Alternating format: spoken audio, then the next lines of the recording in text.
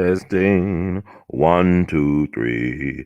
3, 2, 1. What the heck is bothering me? 1, 2, 3, and 3, 2, 1. What the heck is bothering me? I don't know. If you don't know, what the heck is bothering me? No need to worry because it's we all be. Just doing a little checking, y'all.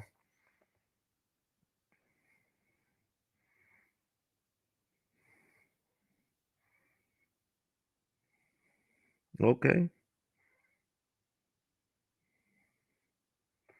Seems to be doing all right. Welcome, family, to another wonderful, entertaining, agitating edition of We All Be. It's a special edition. We're celebrating the legacy of the righteous ancestor James Melvin Lunceford, also known as Jimmie Lunceford. And this is the 2020 Jimmie Lunceford Jamboree Festival virtual edition. This is our all online festival this year because you know what's going on in the world. We're doing everything online right now. It's all the way live. And we got a great one for you all. We're talking about Jimmie Lunceford, but also the mysterious death of Jimmie Lunceford, James Melvin Lunceford. Yes. And it's been a lot of things going on in the world. We lost a lot of great ones. A lot of Memphis giants in music are dying. They're passing this year. We just lost Noki Taylor, the great Noki Taylor, jazz trumpeter from Memphis. Just lost him. Actually had a chance to honor the dear brother last year on his life affirmation day. He was living in a nursing home, uptown, I guess they call it, North Memphis. Good brother, generous brother, will be missed. And also we lost Dr. Herman Green just after Thanksgiving. I think we lost him that Friday after Thanksgiving. Dr. Herman Green, legendary tenor saxophonist, actually played with the likes of Miles and John Coltrane. You just don't believe these things till you see a picture of a young Dr. Herman Green with a John Coltrane. So Memphis is a jazz town, of amazing jazz history, and this is why what we're doing these segments honoring the legacy of Jimmie Lunceford is so important because we're talking about Memphis history. Memphis is like one of the most important jazz places in the country in terms of the narrative and history. Like I said, Memphis produced the likes of Lil Hardin Armstrong, who really made Louis Armstrong the superstar that he is and was or is. Legendary icon, that's Lil Hardin Armstrong, who could arguably be called the mother of modern jazz because she was the one to help arrange the Hot 5 and Hot 7 recordings that made Louis Armstrong a legend. See, the Hot 5 and Hot 7 recordings is the Rosetta Stone for modern music, not just jazz. Those were very important recordings then because Lil Hardin Armstrong seen the genius in Louis Armstrong. She was kind of like Michelangelo in a marble quarry, looking for that stone. She could already see the masterpiece before before you start even carving into that stone. She already saw the masterpiece, which was Louis Armstrong, Satchmo, as they call it. Oh, Satchel, man. Satchmo, he loved Lil Hardin Armstrong too. He loved her to the day he died. She had to, even though he got married a couple more times. Let me see. But anyway, before we get too far in, let me do a little short thing. I did a couple things for Elmwood Cemetery where Jimmie Lunceford is buried. They had me play Jimmie Lunceford a couple times back in 2009 and 2007. I'm going to play that clip of what I did, for Jimmie Lunceford doing the Elmwood Halloween tour they do annually. Very successful. You get the chance to talk to hundreds, sometimes thousands of people at one time about Jimmie Lunceford. That's a blessing in itself to interact with audiences and people and make history come alive. So I did this back in 2017. I'm gonna play you a clip of what I did playing Jimmie Lunceford for the people, and we'll go to the topic at hand later on. We'll talk about the cause of death of Jimmie Lunceford. There's a lot of controversy surrounding his death. So without further ado, let me play that clip and we'll come back later and know that the best is yet to come. This is Judge Joe Brown. Needless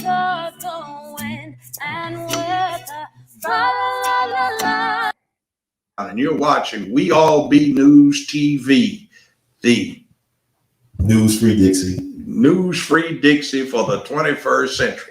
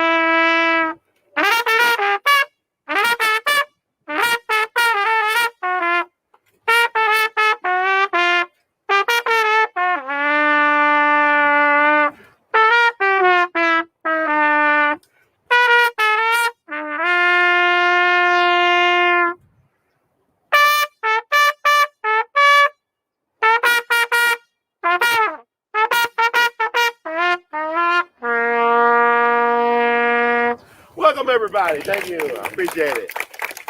I feel so much love in the air. Can you feel it?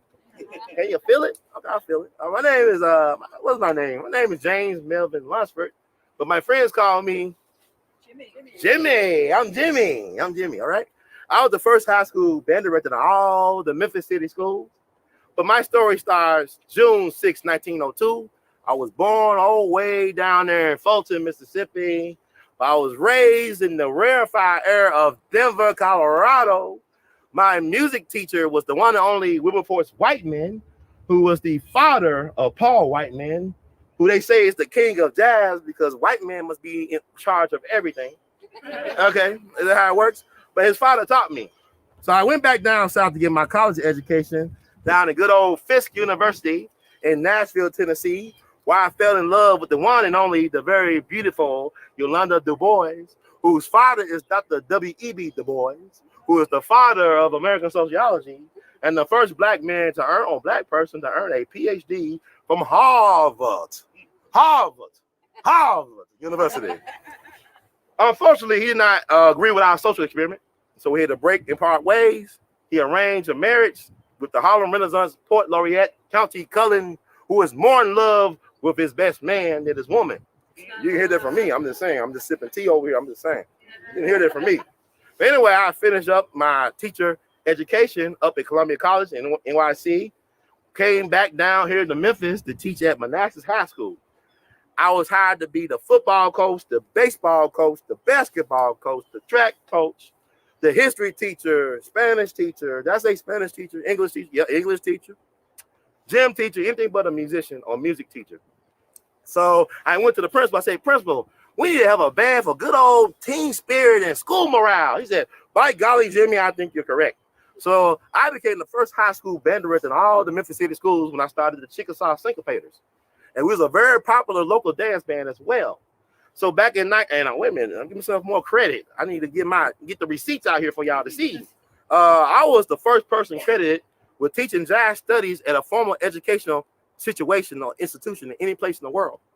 So they were learning some Satchmo, I had to break it down, Chicago 5s and 7s. So that's what we were teaching.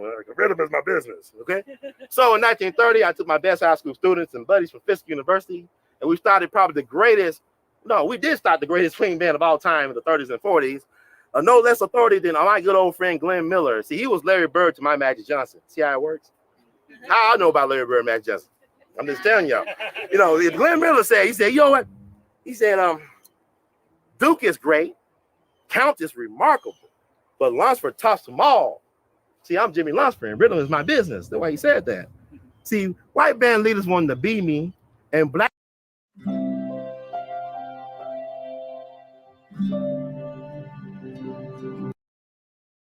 band leaders want to beat me at the Battle of Bands. Right? So I had the #1 band of all the land for African Americans. By 1934, we was the house band at the Cotton Club behind Duke Ellington Cab Calloway. Was the #1 attraction at the Apollo Theater for a whole decade. We had put the show in Showtime in the prime time before there was a television on the 80s Lakers. So we were one of the first bands to have tailor-made suits. We did choreography, that's dancing. We told some jokes, playing the dozens. We also sang. We sang a lot. So we had a full show. You get that all for $1.25. Sometimes we have upwards of 40 to 50,000 dancers at one event. So we also had a distinctive sound, the Lunceford beat, the 2-beat. The most things was about the 4/4, but we had the 2-beat. That drive you here in Stacks and 3-6 Mafia, all that stuff y'all like. I started that, okay? I started that. James Melvin Lunceford, Jimmy. But I also own airplanes. I was an aviation pioneer. Back in 1940, I brought my first airplane. It cost me $20,000 in 1940 money. That's a lot of money, right? Okay. So I actually crashed the plane once, and I walked away from it. And I still died anyway, but I walked away from the crash. You know, my wife also owned and flew her own airplanes, Crystal Tully Lunceford, who taught English at Booker T. Washington High School for a while. So I never forgot to give back. When I used to come to Memphis and sell out the church auditorium, I would do free concerts and musician clinics at Manassas High School. I started music education programs for kids throughout the country to combat juvenile delinquency. And also, before I died, I was looking for real estate to start a retirement home for retired African-American musicians. But I died anyway. So I died at the age of 45, July 12, 1947, up in Seaside, Oregon. Now, Oregon is an interesting place because Oregon is the only state in its constitution. When it became a state back in 1859, it outlawed black folks from living and working and owning property in Oregon. They outlawed slavery too. So yay, Oregon. Thank you. But we were trying to get some hamburgers of Seaside, Oregon for a gig, and they refused to serve us. I said, I'll be down. And they said, well, we don't have no hamburgers for you guys. We got beef sandwiches. Now, this is before the days of Arby's, because they didn't have the beef. They had tainted meat. So they gave us some tainted beef sandwiches. My band got sick, but I ended up dropping dead while signing autographs before the concert. And I was just 45 years old. They had 2 funerals for me. One up in New York. My friends like Pearl Bailey and Bill Bojangles Robinson and Sammy Davis Jr. came out. And then one for my fans in Mississippi. Not Mississippi, excuse me, Memphis, the city of good abode. My black and white fans came out by the thousands. And they put me back here all the way back in the cemetery back in July of 47. So hopefully my legacy is not dead with me, because the last week of this month, October, we have the first annual Jimmie Lunceford Demoree Festival, October 23rd to the 29th. Several locations throughout the city of Memphis, free for the most part, music, fun, education. Who can ask for anything more? Thank you so much. And you want some more information, get a card from me. I appreciate it. Thank y'all for coming out. Thank you. I appreciate it. Y'all too kind. Thank you. Did any of the other band members die? No, I just got real sick. They had the runs and stuff doing the gig. So they didn't find out that Jimmy was dead, like out halfway through the show. Yeah, they didn't know he was dead. Yeah. Where's he buried? He's like, you said church mausoleum, just walk straight down that way to the left by some trees. So it's the end before you get to the road, to the other road. That make any sense? Okay. Cool. You get to play that like 10 more times? Or? Yeah, I got water. I get some Gatorade. I'll be all right. Thank y'all. Thank Thank you. you. Thank y'all for coming out.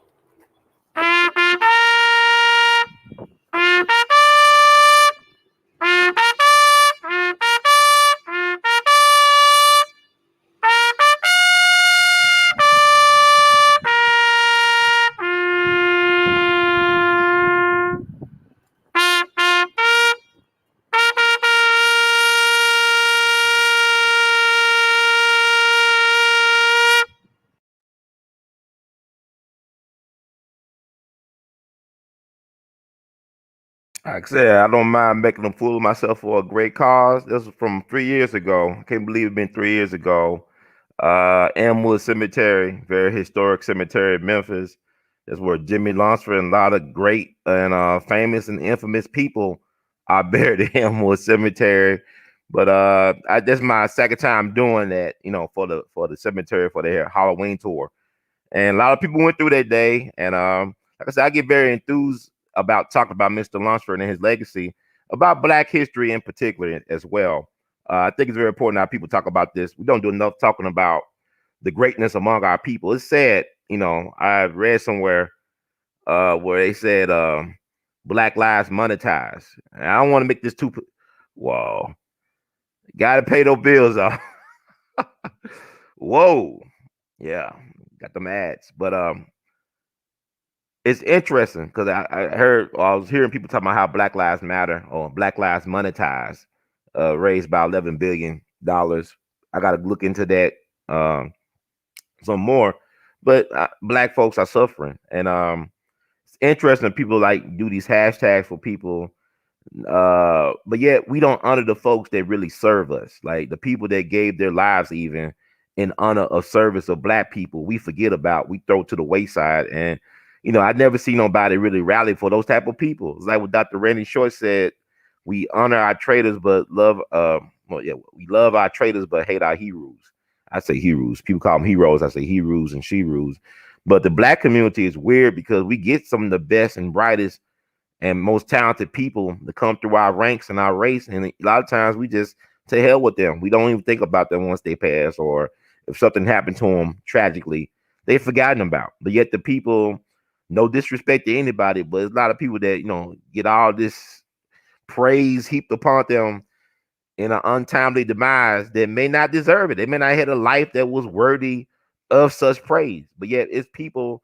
I could think of Alberta Odell Jones, sister Alberta Odell Jones, the first Black and woman prosecutor up in Louisville in Jefferson County. I mean, she was murdered horribly. Horribly. She was they killed her. She suffered. And her murder still remains unsolved 55 years later. And this woman helped negotiate Muhammad Ali's first contract. And she registered Black folks to vote by the hundreds, if not thousands. And I just don't understand us as a people, man. We're strange people, man. Jimmie Lunceford, one of those people where he loved Black people. Like, he always would do free concerts for kids. I remember talking to elders, some of them ancestors now, like Mr. Emerson Abel Jr.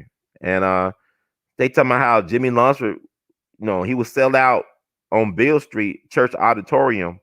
We sold out in a matter of moments. But when he used to come back to Memphis, he would always go back to Manassas High School to do free musician clinics with the kids, to do a free concert for the kids, to allow the high school band, the Rhythm Bombers, the Manassas High Rhythm Bombers, to perform for his band and give them tips. I know Mr. Emerson Abel Jr., who was a great musician and music educator. Like I said, he was Isaac Hayes' high school band director at Manassas, kicked Isaac Hayes out the band, ended up working for Isaac Hayes' movement at Stax, helping his pupil become the great music icon that he deservedly is.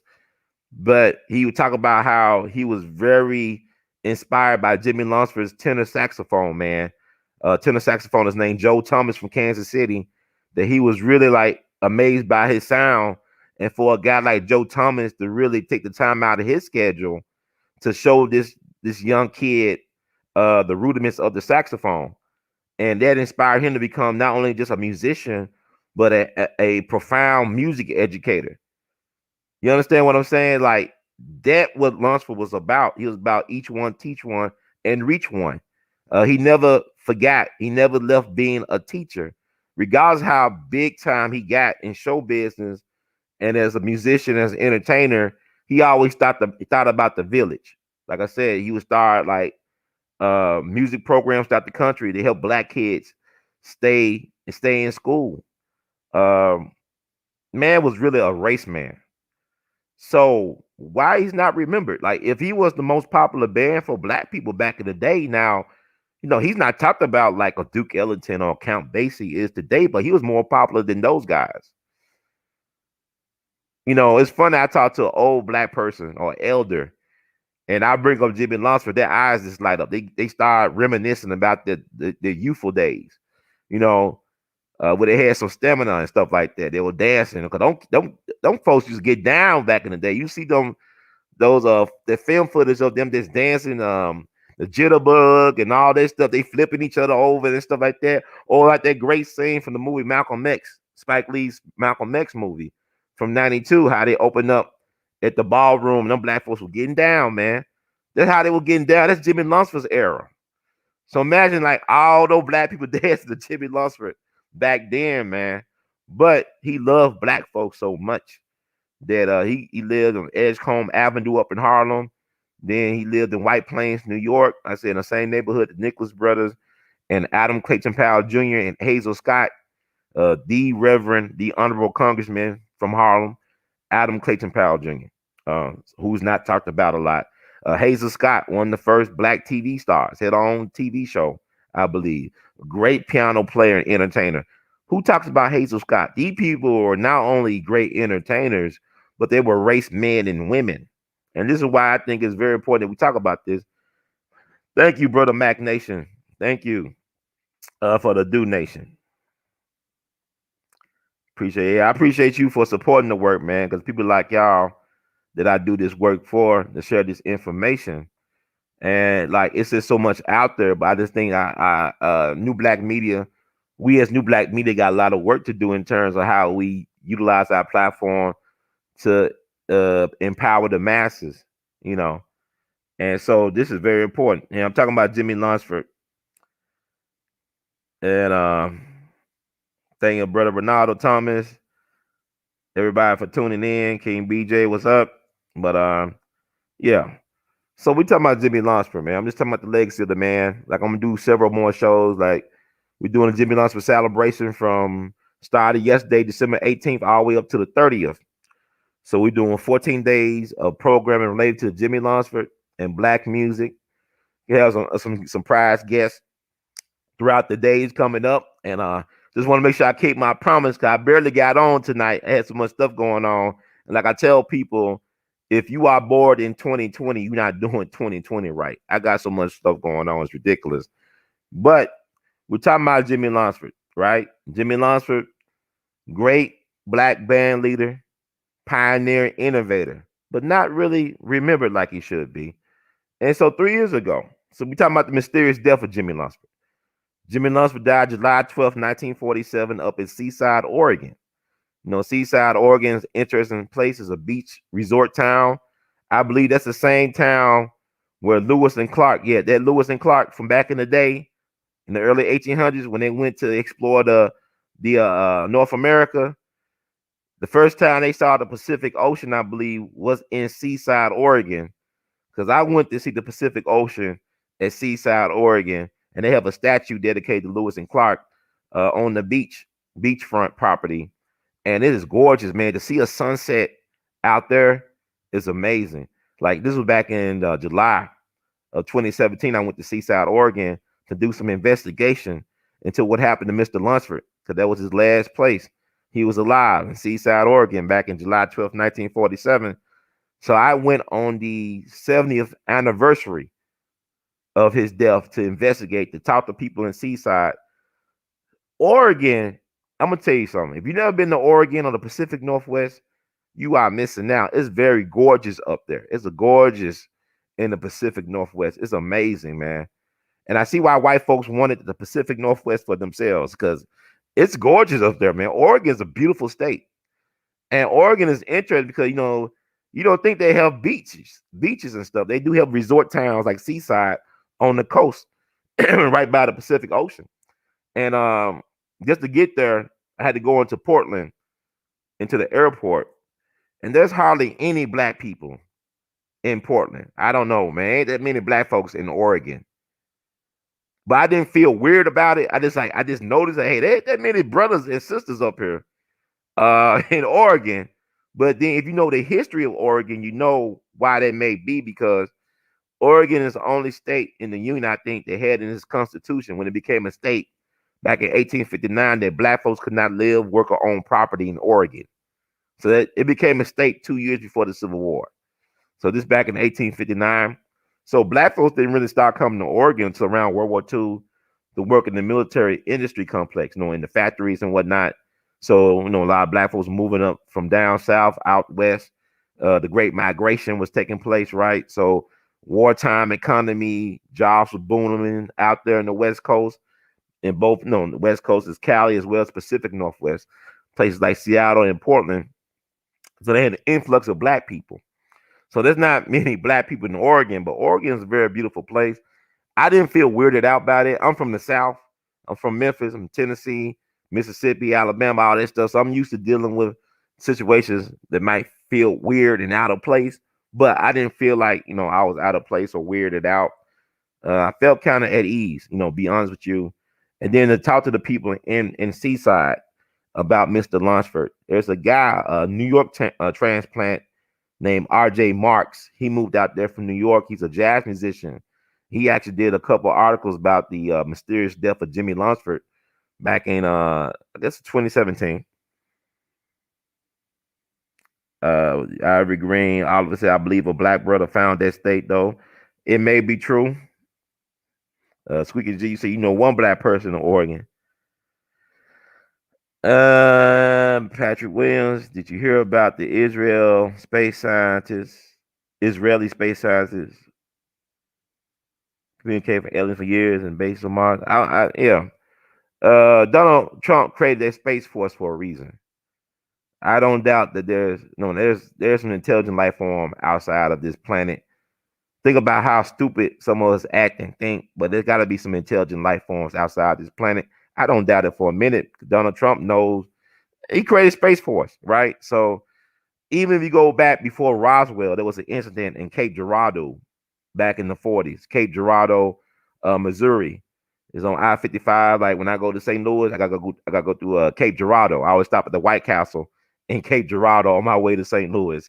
But yeah, they supposed to have a UFO crash there, I believe, in 1943, and they covered it up. But a minister who was called to do the last rites for the aliens, he confessed to his family that it actually happened.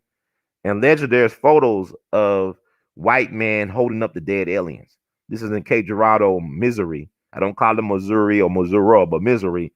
I believe back in 43. Excuse me, back in 1943. Look up the Cape Girardeau UFO crash. It should pop it up. Yep. So, I mean, we could Jesus Christ. Yeah, we try to celebrate our people, but I mean, it's funny because even look at that show, History Channel called Ancient Aliens.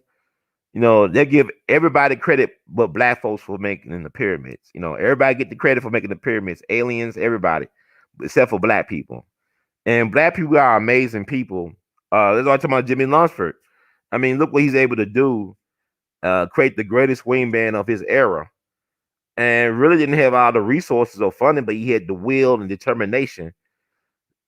Create the greatest swing band with at its nucleus his best high school music students and his buddies from Fisk University. Like, Jimmy Crawford, his drummer, that was his high school student. Moses Allen, his bass player was his high school student. And they stayed with Jimmie Lunceford for several years. His classmates from Fisk University, Edwin Wilcox, was an arranger and a pianist. But then he had Willie Smith. Willie Smith was a bad, cold saxophonist, man. Man was an amazing saxophonist. He was the reed leader of the reed section, the saxophones for the band.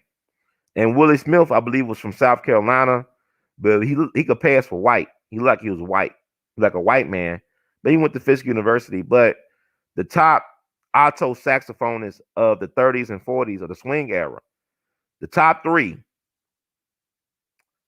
Johnny Hodges, the rabbit from Massachusetts, who played for Duke Ellington. He had an amazing, seductive sound. You got Benny Carter, the great Benny Carter from New York City. I believe he started out with Fletcher Henderson, but Benny Carter. And he passed away, I want to say back either 2003 or 2004. So he almost made it to 100 years old. And then you have Willie Smith, Jimmie Lunceford Band, Orchestra. These were the top alto saxophonists of the swing era. So those are three styles on alto saxophone could be traced back to all three of those guys.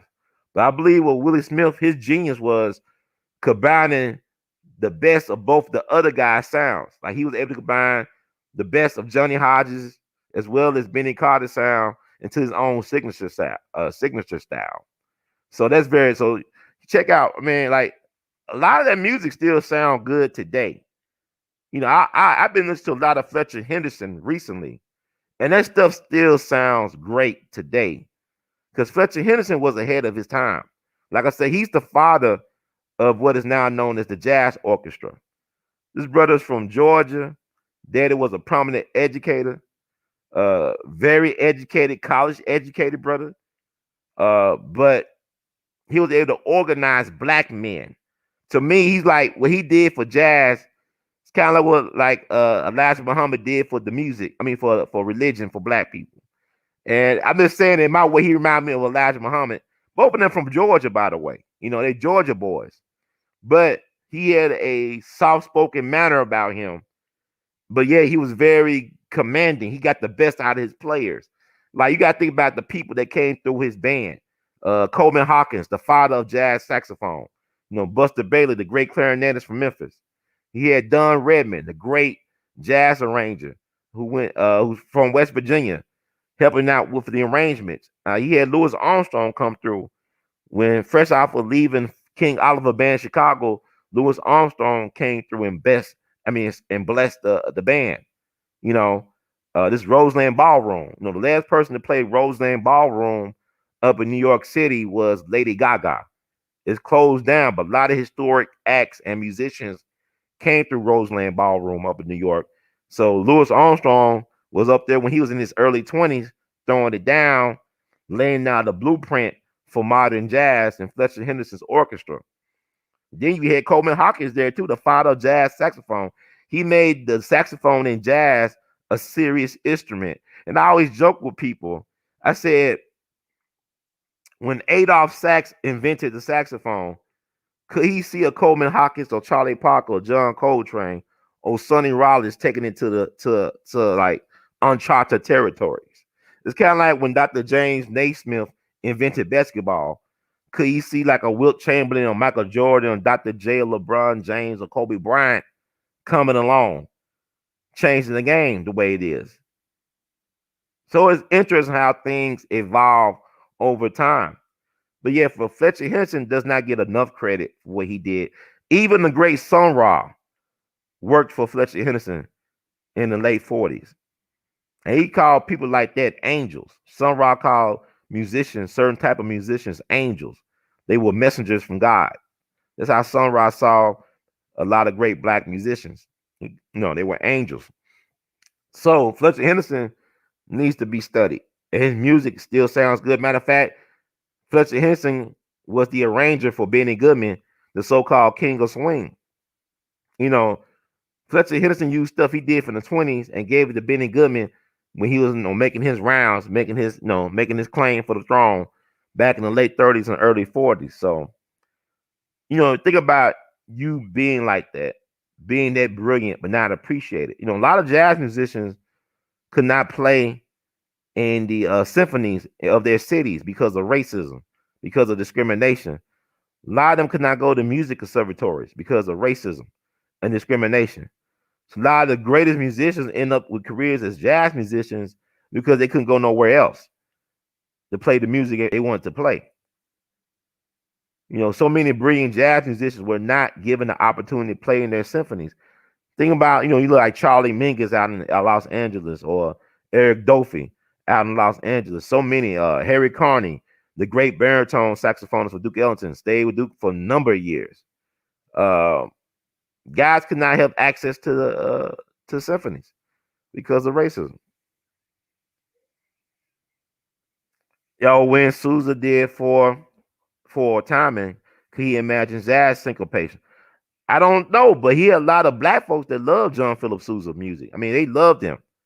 Black people love that marching music. I mean, so that's interesting to note. One of them was a guy named James Reese Europe, who grew up in D.C., who went to M Street High School, which is now known as Dunbar High School. James Reese Europe he was born down in Mobile, Alabama, back in February 22nd, 1880. But he grew up in D.C., listened to John Philip Sousa play that marching music. And so James Reese Europe ended up organized one of the first significant black musician unions in the country, the Clef Club Orchestra or Clef Club, up in New York City back in 1905 when he was about 25 years young.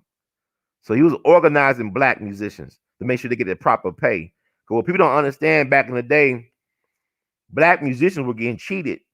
Like, for example, they could play a gig at a restaurant or whatever, or at a bar or club. Not only would they have to play the gig, but sometimes they'll be told to wash dishes and clean the tables and still get paid less than the white musician who was not requested to do the things that black musicians were requested to do just to get some money. And James Reese Europe changed all that. He organized the musicians up and down the East Coast, make sure they got paid properly and got, fairly compensated for their time.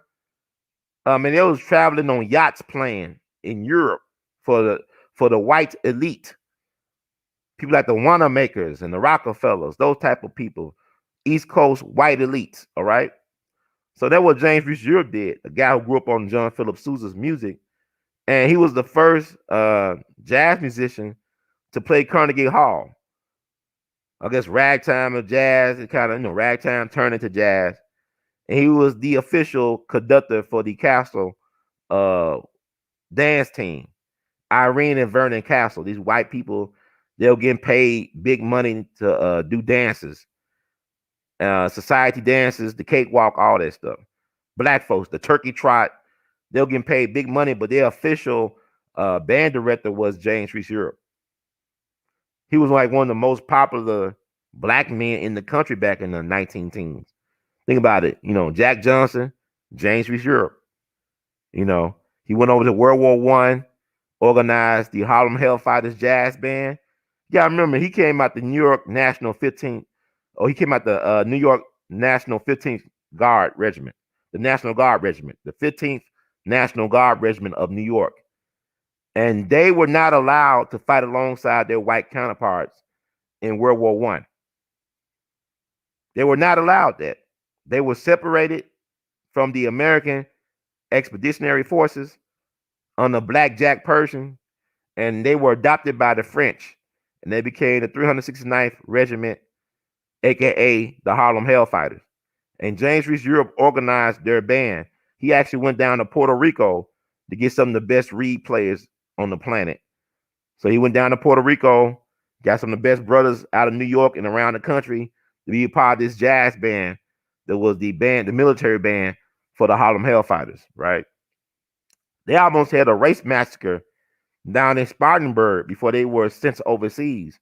Spartanburg, South Carolina. And the only way I heard or I read that people would come down from doing a race massacre was that James Reese Europe started playing the ragtime jazz music and calm people down so they could get out of the states before they got lynched. They was able to get out of the states and go overseas. And actually, James Reese Europe was the first black man to lead troops in the battle during World War I. And he wrote songs about the war, on patrol in no man's land, using special effects like bombs dropping and all that stuff. He was very innovative for his time. And unfortunately, he got killed during a concert. You talking about rappers getting killed today. He was killed during a concert up in Mechanics Hall up in Boston, Massachusetts, back on May 9th, 1919. One of his drummers, Herbert Wright, was mad at him for whatever reason. I think James Reese Europe was reprimanding him for walking on and off stage, not being professional. And Herbert Wright was a little short dude, part of this group called the Thunder Twins.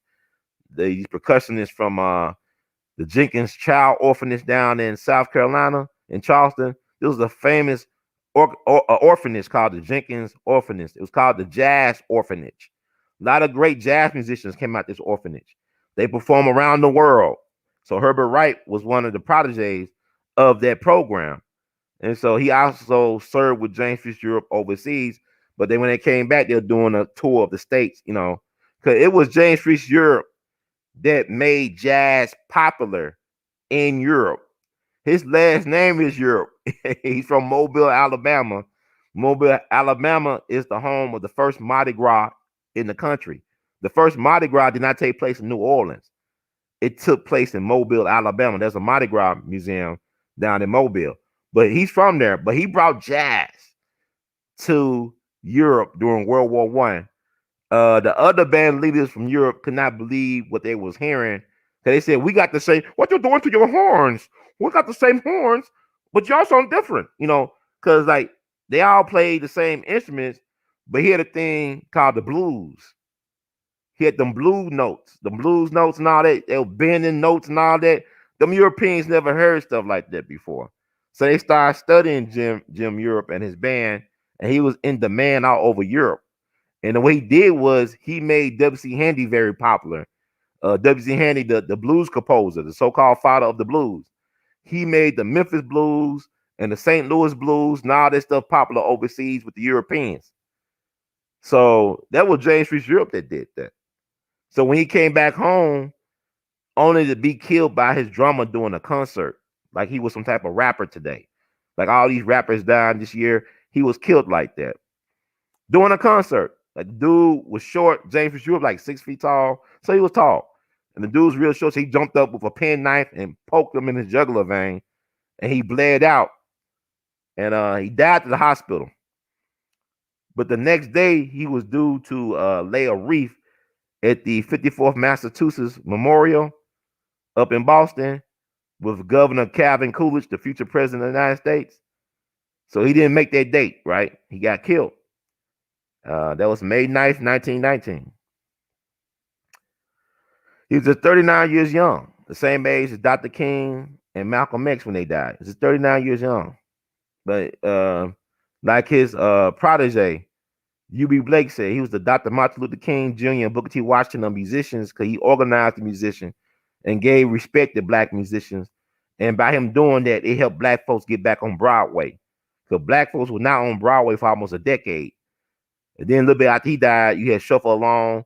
A lot of his people that end up, bringing up the likes of Josephine Baker and Ethel Waters and people like that, they were trained by James Reese Europe. I'm talking about U.B. Blake and who wrote "I'm Just Wild About Harry, 'cause Harry's wild about me." I think he wrote that. And also Noble Sissle, who served with Jimmie Europe, James Reese Europe overseas. So they carried on his important work. And he was the first black person given a public funeral in New York City history. And he's buried in Arlington Cemetery outside of D.C. I went down to Arlington about 8 years ago to pay my respect. It took me 2 days to find his grave because the people in Arlington didn't know what the hell they were talking about. They didn't even know where he was buried at. I was lost. I was dehydrated, tripping over tombstones.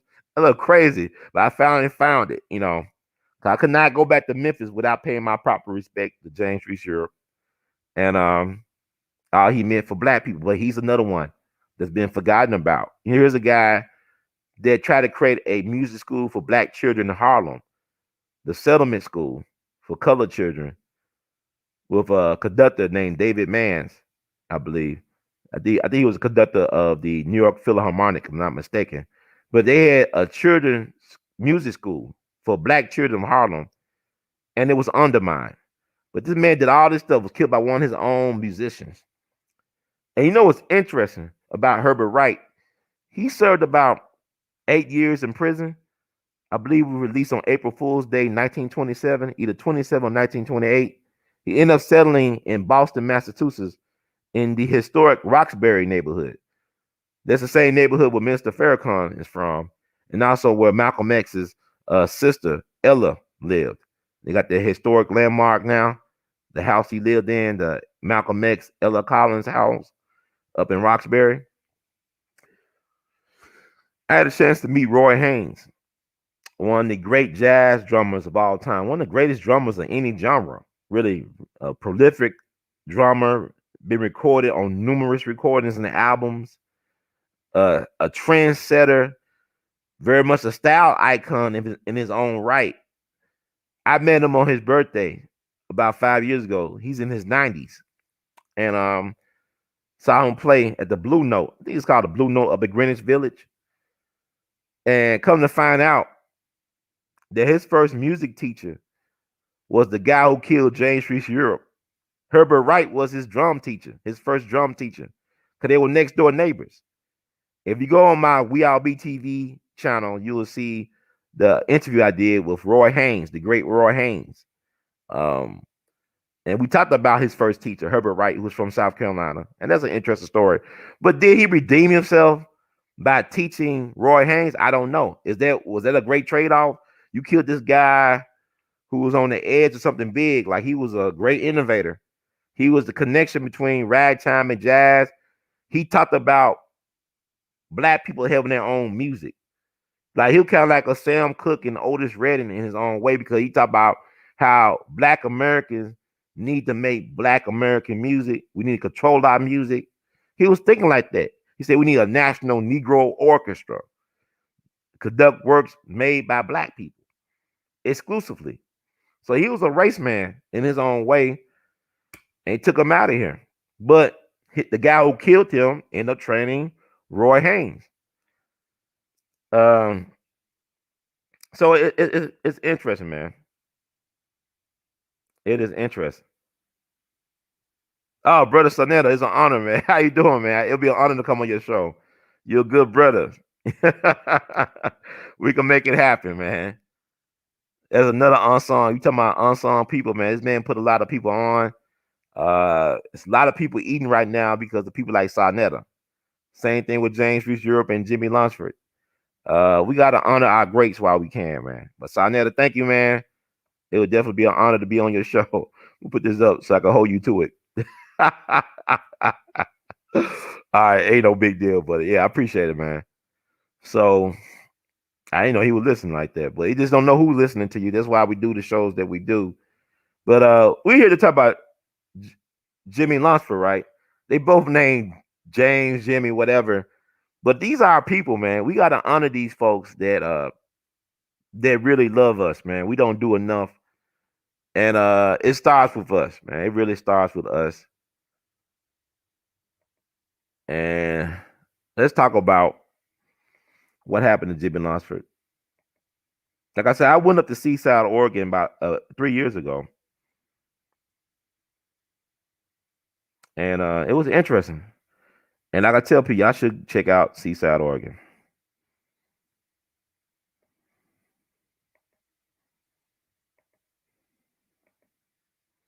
That's our man, Jimmie Lunceford. Tall, dark, and handsome. And every time I talk to somebody that knew Jimmie Lunceford, a lot of these people passed on. They say he was a true gentleman. He didn't smoke or curse or swear, as they say, or drink. That's a gentleman. Sophisticated, always well dressed, well mannered. He was a Gemini. So like he was very mysterious. Like, you know, people didn't really know too much about him per se. Kept a lot of things to himself. But like I said, when I talk to people about Jimmie Lunceford, they always had nothing but best things to say about him. So why not remember a man like that? And also, he was a hell of an athlete. I mean, every time somebody talk about him, man, he was a boxer. He ran track, did basketball, football, was real natural athlete. He also had a baseball team. A lot of these band leaders will organize and sponsor baseball teams. And I remember listening to Lester Young's younger brother, Lee Young, who just passed away not too long ago. Probably would have made it to 100 had he not had a botched surgery. The doctor left some instruments inside his body. You know, a lot of times that happens. People don't know that a lot of these doctors be on that blow, be on drugs and stuff. They be high as hell, man. And they be operating on you, leaving the instruments inside your body. So somehow he got infected by the instrument being left in his body and he died. Had that not happened, we might still have Lester Young's little brother with us today. Probably at 100 years young. And but he talked about how Jimmie Lunceford was an amazing pitcher. Like, you know, when he came out to Los Angeles to play baseball with his team, he really was an amazing pitcher. So, you know, Jimmie Lunceford was a unique guy, you know, but his love was really music, and he wanted to share it with his people. And he used music not only as entertainment, but as a motivating factor to help organize Black communities throughout the country. Like he did at Manassas High School. He created that band It helped organize not only the students, but also provide a sense of neighborhood pride for the neighborhood, just like music. So I went up to Seaside, Oregon to investigate what happened to Mr. Lunceford.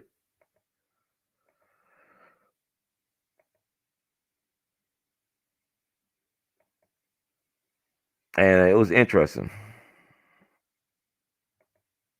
And I hope other people, get interest, because there's so much unsolved about us. There's so much stuff goes on, so much misinformation and things of that nature that happens when it comes to telling our story and by talking about us. It's ridiculous. And a lot of us, we like to do the sensationalism, but if you just told the truth about black people, you don't need to sensationalize the truth, because black history is better than science fiction on a Hollywood movie. No, y'all just looked at the Mon Rainey Black Bottom movie, what Chadwick Boseman or Boseman's last movie with Viola Davis playing Mon Rainey. I'm gonna check it out. A lot of great reviews, but why does it take a movie for y'all to get interested in y'all history? Matter of fact, the guy who wrote the play for Mon Rainey's Black Bottom is August Wilson. So it was a play before it became a movie, right? August Wilson, one of America's greatest playwrights, not just a great black playwright, but one of America's greatest playwright, wrote that.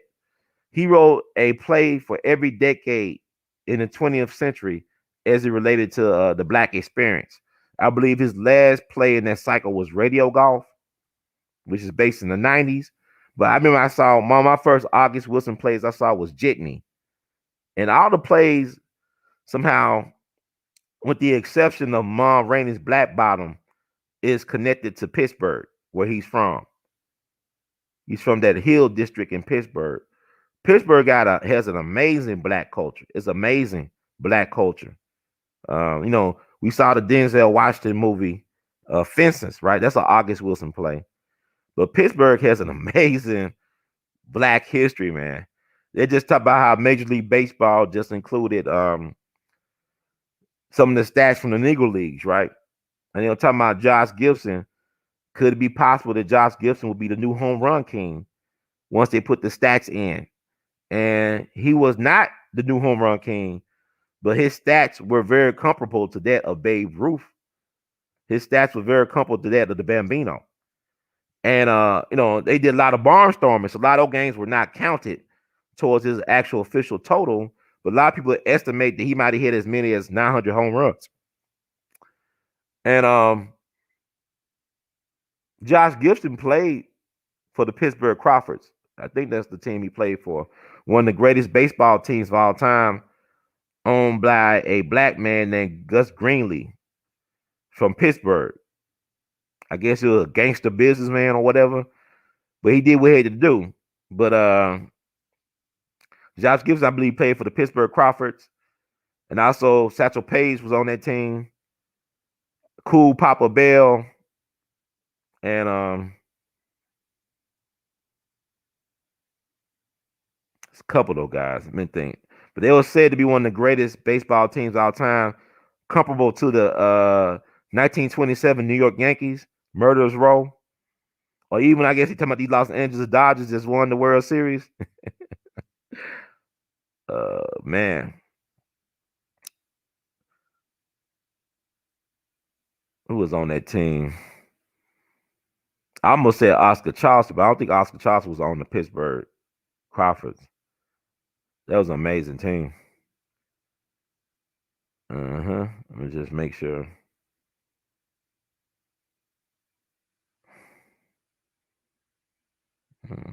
Yeah, Gus Greenlee built Greenlee Field. It's why one of the first black-owned baseball stadiums in the country.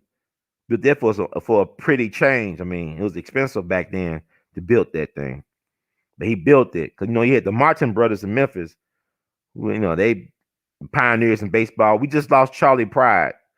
Charlie Pride was also a Negro Leagues baseball player. He played for the Memphis Red Sox back in the day. He played as a pitcher. There's so much history we don't know about, but we just lost count of. Oh man. Who was on that team? Uh-uh. Oh yeah, Oscar Charleston was on that team as well as the playing manager. It's kind of like having Bill Russell as the player coach for the Boston Celtics. Oscar Charleston was a beast. He had Judy Johnson too.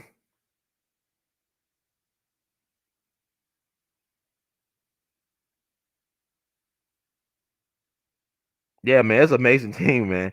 See, Major League Baseball screwed up because what people don't know is that Negro League Baseball was making way more money than Major League Baseball before Jackie Robinson came over. Jackie Robinson was used as a Trojan horse to get black dollars into white baseball.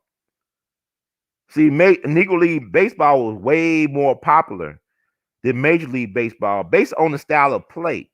Think about when Jackie Robinson came over, people couldn't believe that he was still in home base so many times. Baseball used to be like that in a lot of ways. Like a player like Ty Cobb, who people say he's a white supremacist. Ty Cobb is complex, because he was a racist. He was a white boy from Georgia. But was he a white supremacist? I don't know, because he really respected a lot of black baseball players. He respected Willie Mays and Roy Campanella, them guys. He really respected the way they played the game. He said, I will pay money to watch Willie Mays play baseball. So that's Ty Cobb. So this movie that Tom Lee Jones did about Ty Cobb is actually based on a lie, because the book that is based on, this guy Stump, he was hired to write Ty Cobb's autobiography, but Ty Cobb fired him. And so he got mad at Ty Cobb. So as revenge, he made up all these lies about Ty Cobb. And Ty Cobb was in the process of suing I guess that dude named A.L.L Stump. That's his name. I know his last name Stump. And the publisher, he died. Wow. And then that book came out and it rewrote the history on Ty Cobb, because Ty Cobb was known as a very generous supporter of baseball players. Like, he would lend out money, because Ty Cobb made his money as a millionaire from investing in Coca-Cola. He's from Georgia, and Coca-Cola is based in Atlanta, Georgia, right? So he brought a lot of stock and shares into Coca-Cola. That's how he became filthy rich. And so he actually started a scholarship program in the state of Georgia that still exists to this day, that gives out scholarships to deserving students regardless of their color. He didn't care about black and white. If you're from Georgia and you were deserving of a scholarship, you got the scholarship if you qualified. There's a Ty Cobb museum in his hometown that I went to, off the beaten path, but it's worth going to. I visited that 2 years ago. I interviewed the curator, and I guess he's the curator of the museum, who's very passionate about Ty Cobb. Have not put that out on We All Be TV yet, but I might do that very soon. But this, even with white people, the way they frame narratives, like even with Donald Trump, this narrative that they're trying to frame in the so-called fake news, mainstream media, is that really the actual narrative about the man? Or what type of agenda does it serve? By them portraying the Donald, the orange man, the way they portray him in this so-called mainstream media. So, yeah, Josh Gibson died young. He thought he should have been the one crossing over, not Jackie Robinson. A lot of black ball players thought that Josh Gibson should have been the first to play in the Major Leagues Baseball. I don't think Josh Gibson made it. He might have died at either 35 or 36. And was there a movie on HBO some years ago where Delroy Lindo played Satchel Paige? Then the brother that been around for a long time, he played Jackie Robinson. What's his name? Y'all know what I'm talking about. Blair Underwood. He played Jackie. What's it called? Soul of the Game or something like that. I don't know what the name of the movie off the top of my head. Let me just smartphone this thing.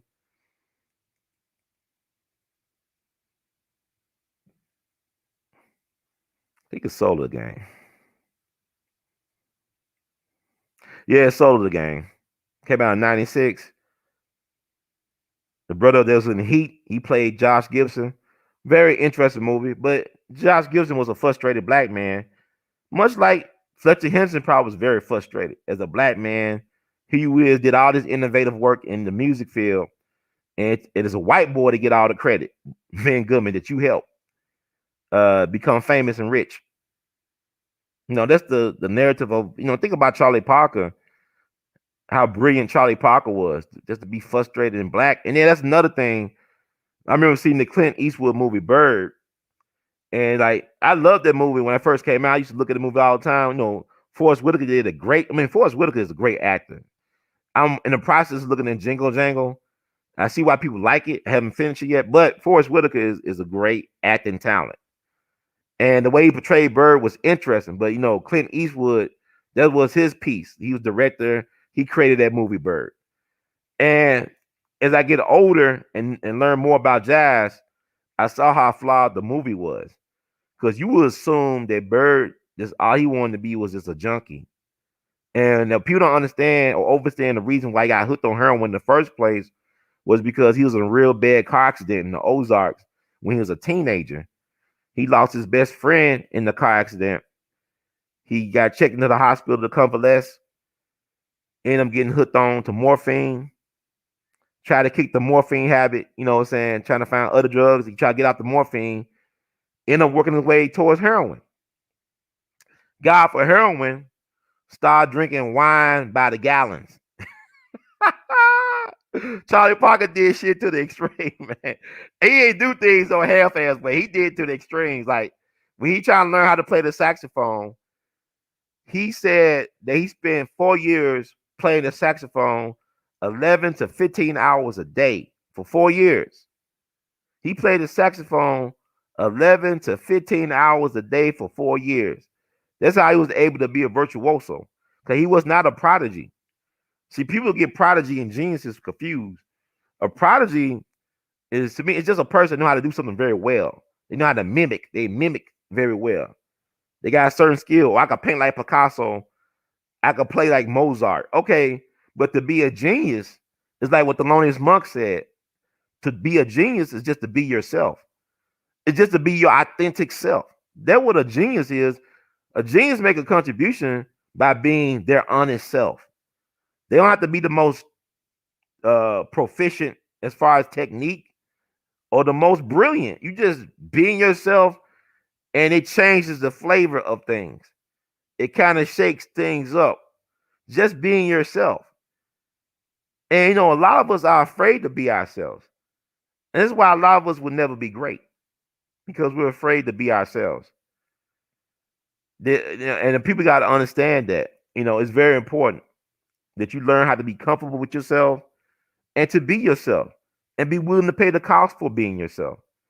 Jimmie Lunceford was unique because he was just himself, because he had a distinctive sound. He wasn't trying to sound like everybody else, but he was just trying to be himself. He wasn't trying to be better than anybody else per se.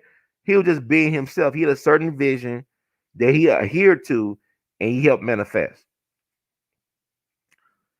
So, and you also think about this. I love the fact I'm a Barry Bonds fan. I think Barry Bonds easily one of the greatest, he's in the top 3 or 5 greatest baseball players ever. And Major League Baseball did him a disservice when they shortened his career. Barry Bonds had at least 2 to 3 years left of baseball in him. No less authority than Willie Mays said that himself, his godfather. He's the godfather of Barry Bonds. He said Barry had at least 2 or 3 more years left in him, and he was robbed of those years. But here's the thing, that home run record he got gonna last for a long, long time. See, that's the trade-off. See, they thought they got Barry, but the trade-off is that home run record is gonna be around for a minute. It's gonna be hard to break that thing. Because even with all the walks he got, I think he got more walks than anybody in Major League history. He still hit almost 800 home runs. So they cheated Barry Bonds, and they tried to cheat him out the Hall of Fame. Need to put him in the Hall of Fame about 10 years ago, as far as I'm concerned, or whatever he was first eligible for the Hall of Fame. But anyway, getting back to Jimmie Lunceford, I'm going all around the world, and I'll be talking about what happened to him July 12th, 1947.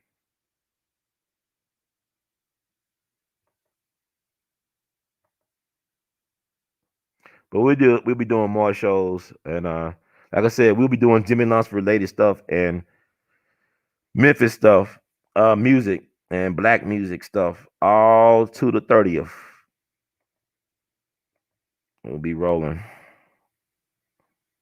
That's Jimmie Lunceford right there, right? I said he owned and flew his own airplanes, which is a rare feat for a black man back in those times. This is 1939. He first started taking flying lessons in 1939.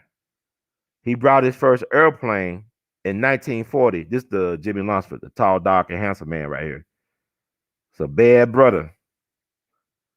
He brought his first airplane in 1940 for $20,000 back in 1940 money, which will be about over $300,000 in today's money.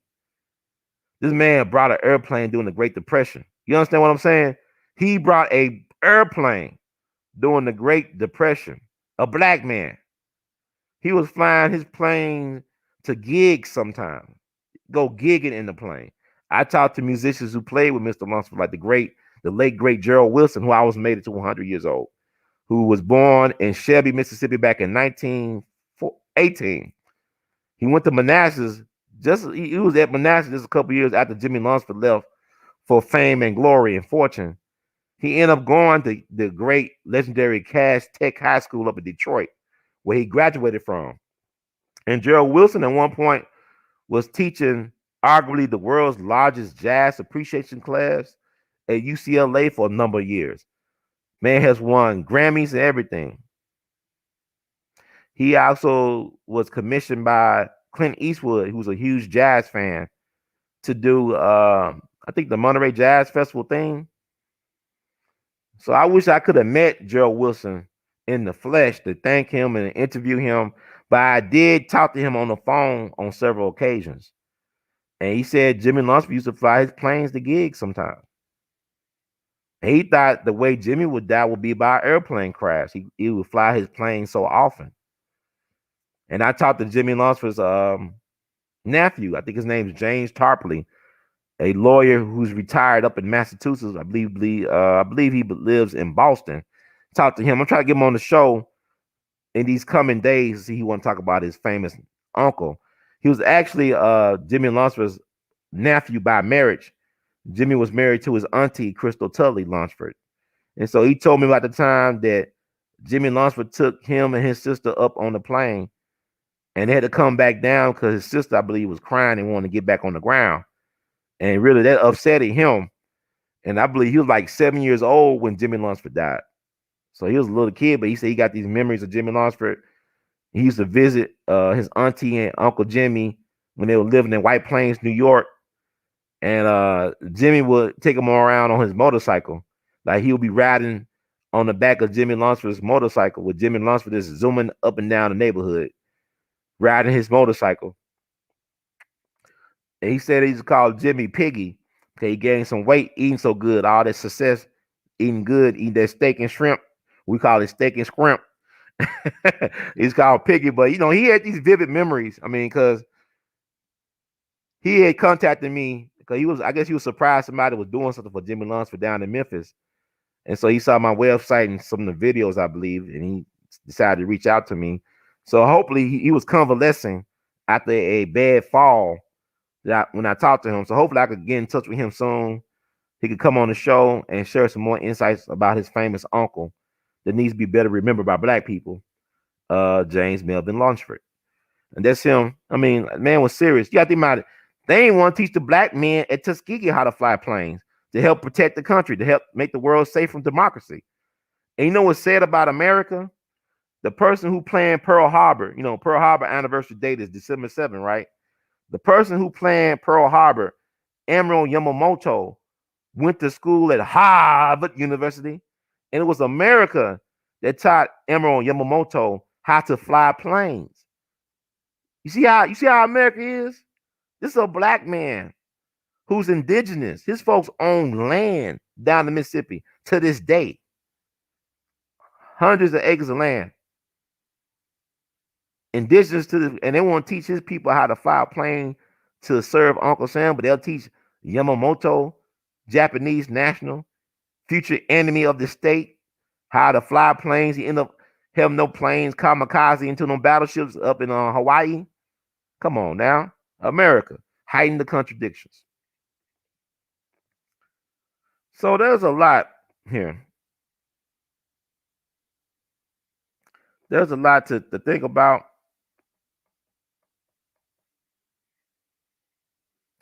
And the thing about it is, we need to take advantage of these type of platforms while we can and create our own platforms to talk about these things. Because I help people all the time. I mean, I help teachers write me. I had a educator from Chicago write me, I guess within the year, thanking me for creating some of the content I created about the Memphis Race Massacre of 1866. He thanked me. He said, we use this as part of our curriculum. Even had a sister who was in college write me and share with me a curriculum her professor created. And he had them watching my videos on James Reese Europe.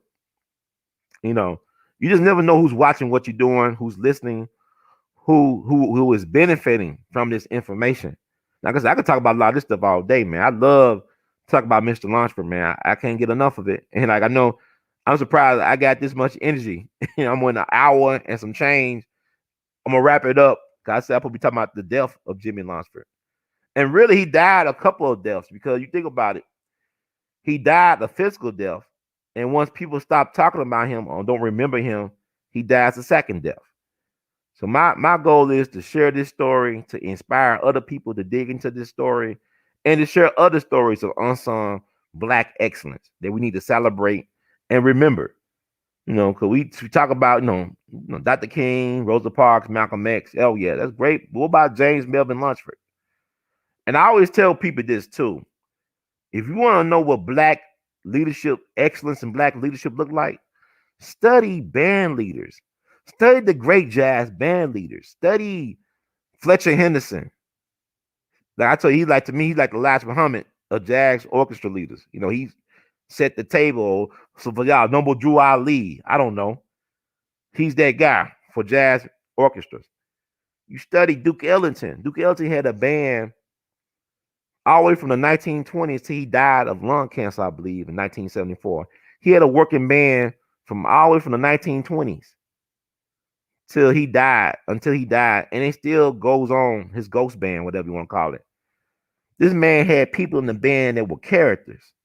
He had kleptomaniacs in the band from my readings and stuff. He had 2 trumpet players in the band that would not speak to each other for 20 years.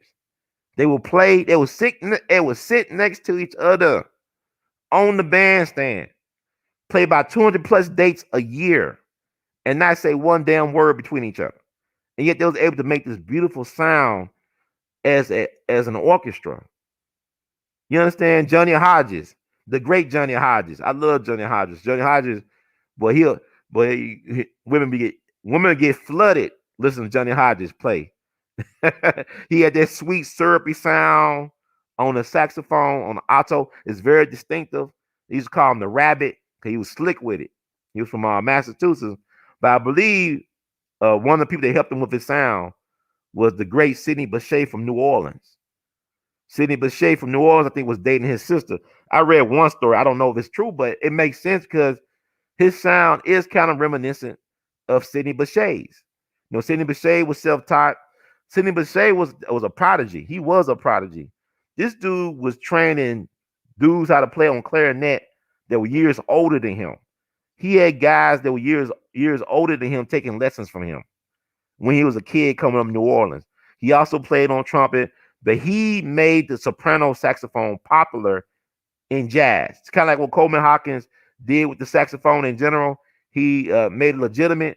Sidney Bechet made the soprano saxophone relevant in jazz. Sidney Bechet was just a badass on a soprano saxophone.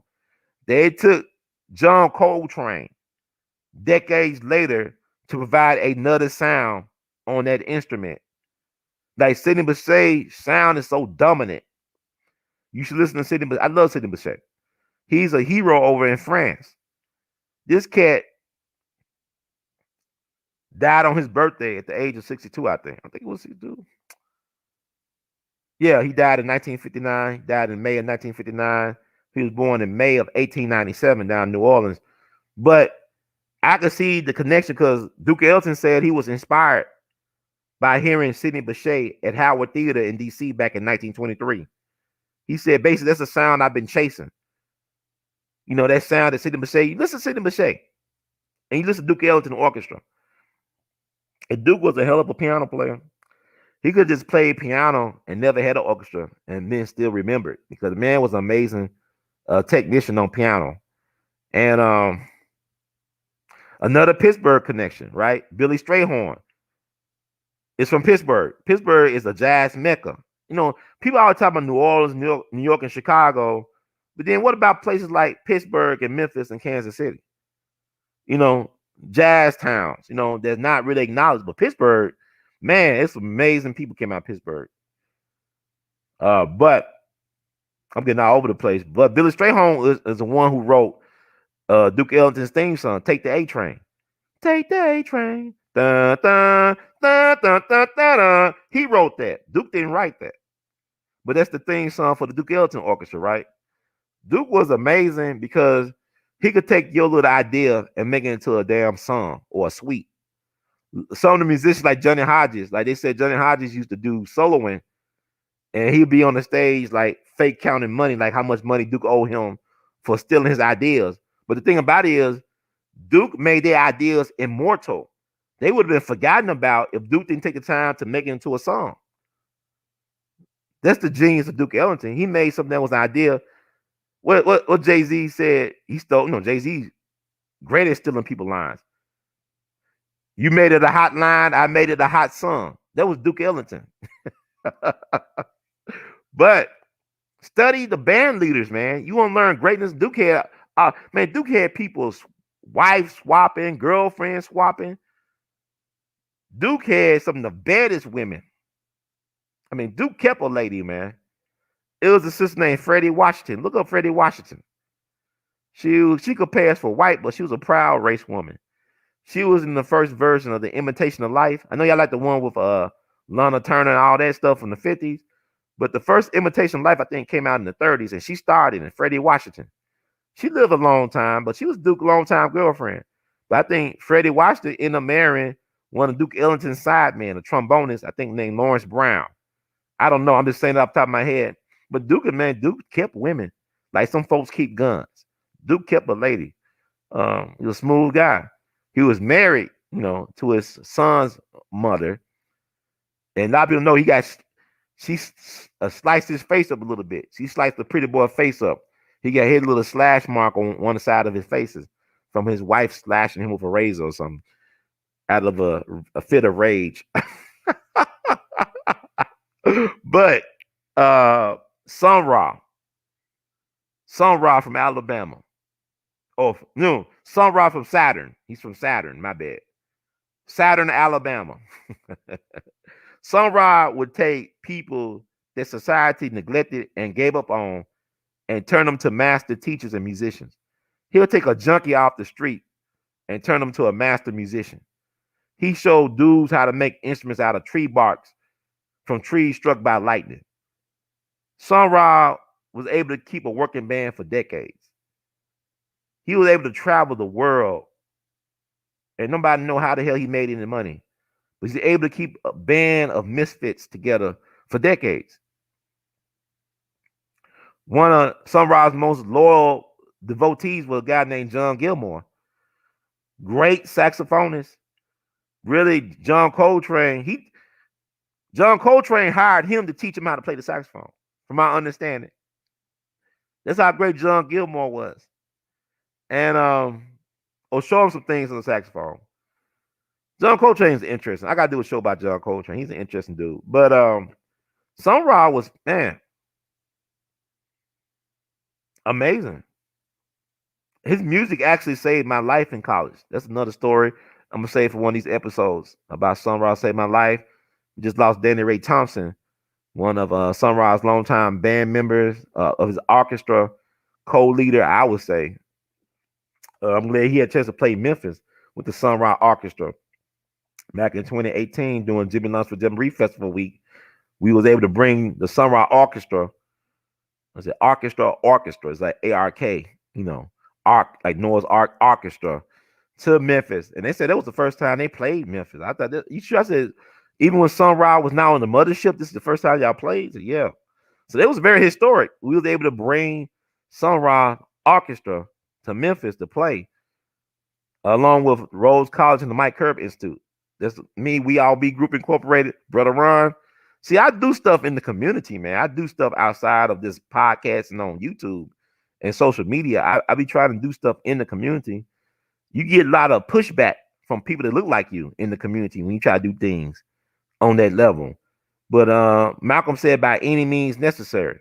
So I work with who I can work with in order to manifest these things to feed my people.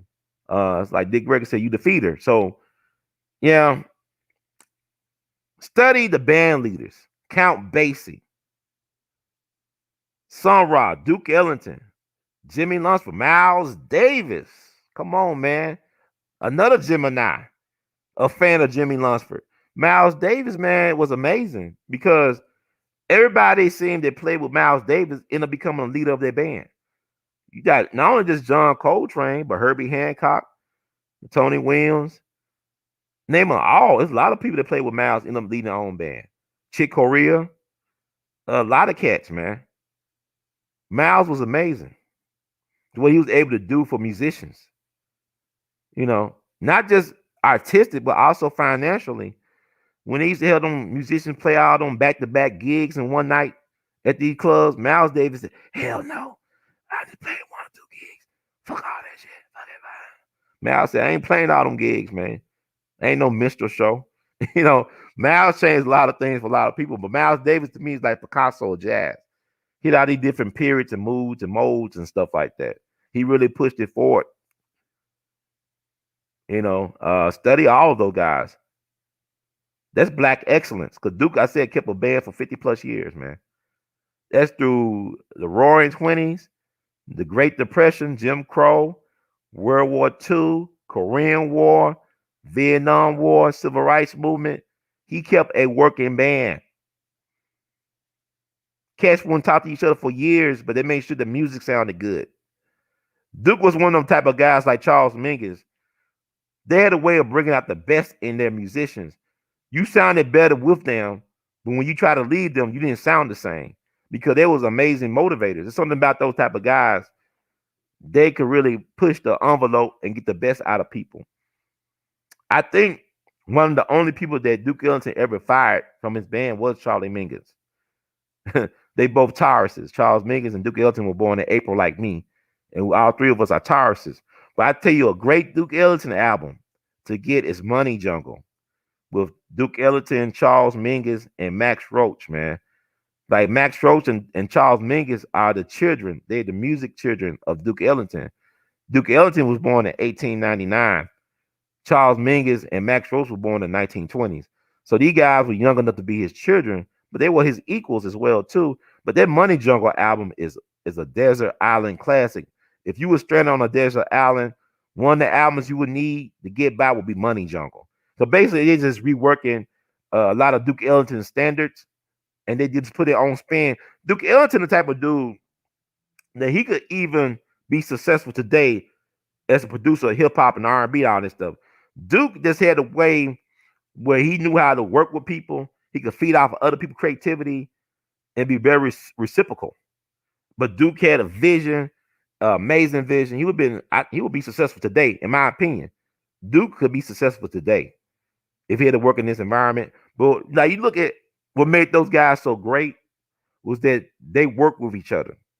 A lot of these cats don't know how to work with each other. Like I'm in Memphis. Memphis has started so many music trends. But the problem with Memphis is that the cats can't work with each other. You know, crunk was not invented in Atlanta. Crunk came out of Memphis, but the cats didn't want to work together. You know, if you listen to Little John and T.I. and Ludacris earlier, they would tell you that they were heavily influenced by Memphis. Before Pimp C died, he told the truth about where crunk came from. He said, man, it came from Memphis, man. Y'all on East Coast time, player. I love Pimp C. But they came out of Memphis. And I mean, I used to go visit my daddy in Houston back in the 90s. You would think that A.L.L and MJG was from the 5th Ward. They love A.L and MJG down in Texas. This is back in the early 90s, man. A.L and MJG, they from Orange Mound in Memphis, Tennessee. They went to Ridgeway High School. You know, but T.I. and them talking about Orange Mound like Orange Mound was in Atlanta. But the cats here in Memphis couldn't get along. You even got this situation with Young Dolph and Yo Gotti recently. Like, who's the king of Memphis? Y'all both could be the kings of Memphis, man. Because everywhere I go, people love these guys. They love Young Dolph and Yo Gotti. I go to Ferguson or Baltimore talking to Frederick Ray friends. I tell them I'm from Memphis. They say, man, we love Yo Golf and Young Gotti. I said, Yo Golf. I said, Yo Gotti and Young Dolph. So Memphis is amazing. Even when I went to Los Angeles the second time, one of the first places I went to when I got off the plane was Fat Burger out there in Inglewood. As soon as I get into the Fat Burger, they got on the wall Booker T and the MGs. They got Stax memorabilia on the wall. So Memphis is powerful, iconic brand, but Memphians don't know that because they don't know the history, especially like people like Jimmie Lunceford coming through here. And like I said, it's so much to talk about, man. I could talk about it's so much stuff that I'm privy to. Just talking to people, learning from the elders, doing my research, and in my own life experience, I could share with you all day. But I ain't gonna do that because I got other shows, I got other things to do as well. But I haven't yet. I'm gonna talk about Jimmie Lunceford's death. Like I said, you die a second time when the last person who remembers you dies. He still remembers Quincy Jones, Lollipop. But what I'm saying, I want him to live forever because his example is a beautiful example of how to live as a human being. Always giving back. Always providing inspiration. All that stuff. So, let's get into it. And I can wrap it up. But thank y'all for being very patient.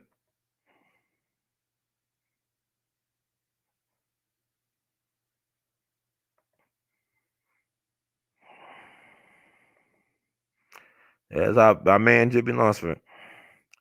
So y'all gonna say, well, I learned from when Netflix make a movie about Jimmie Lunceford. Y'all remember who y'all heard about Jimmie Lunceford from first, y'all? Because I'll tell you, we don't care what we say about the greatness of our people, but if a white man or Netflix or something like that entity say, we're gonna talk about this person today, and y'all go all in. That's me at Jimmie Lunceford's grave from 4 years ago. He's buried in M1 Cemetery that's in South Memphis. He's buried in the same cemetery as Robert Church Sr., the first black millionaire of the South who saved the city of Memphis from extinction.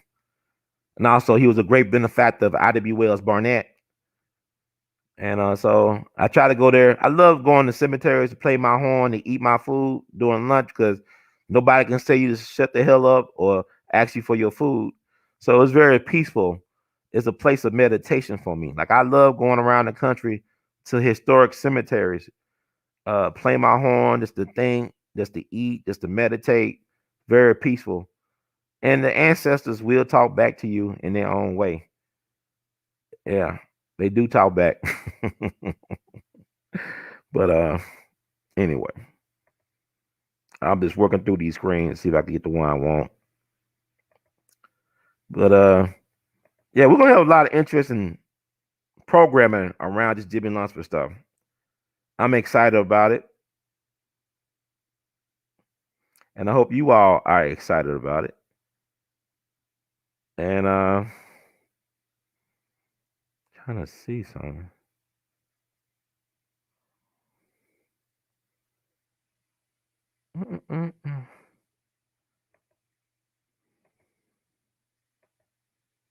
That's me with RJ Marks. This is the guy who wrote a story about me.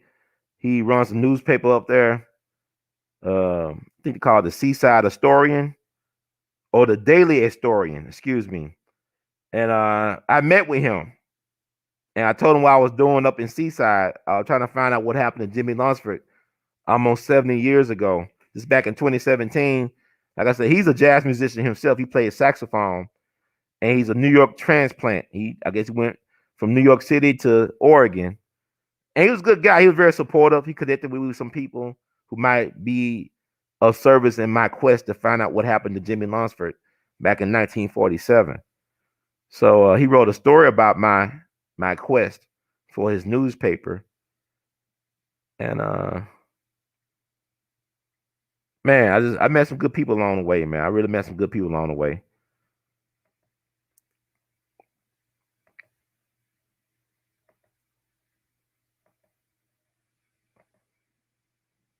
I met some good people along the way. So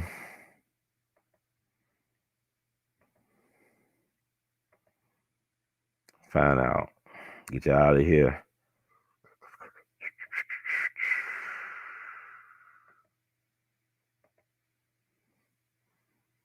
It's a newspaper clipping from that era about what happened to Mr. Lunceford.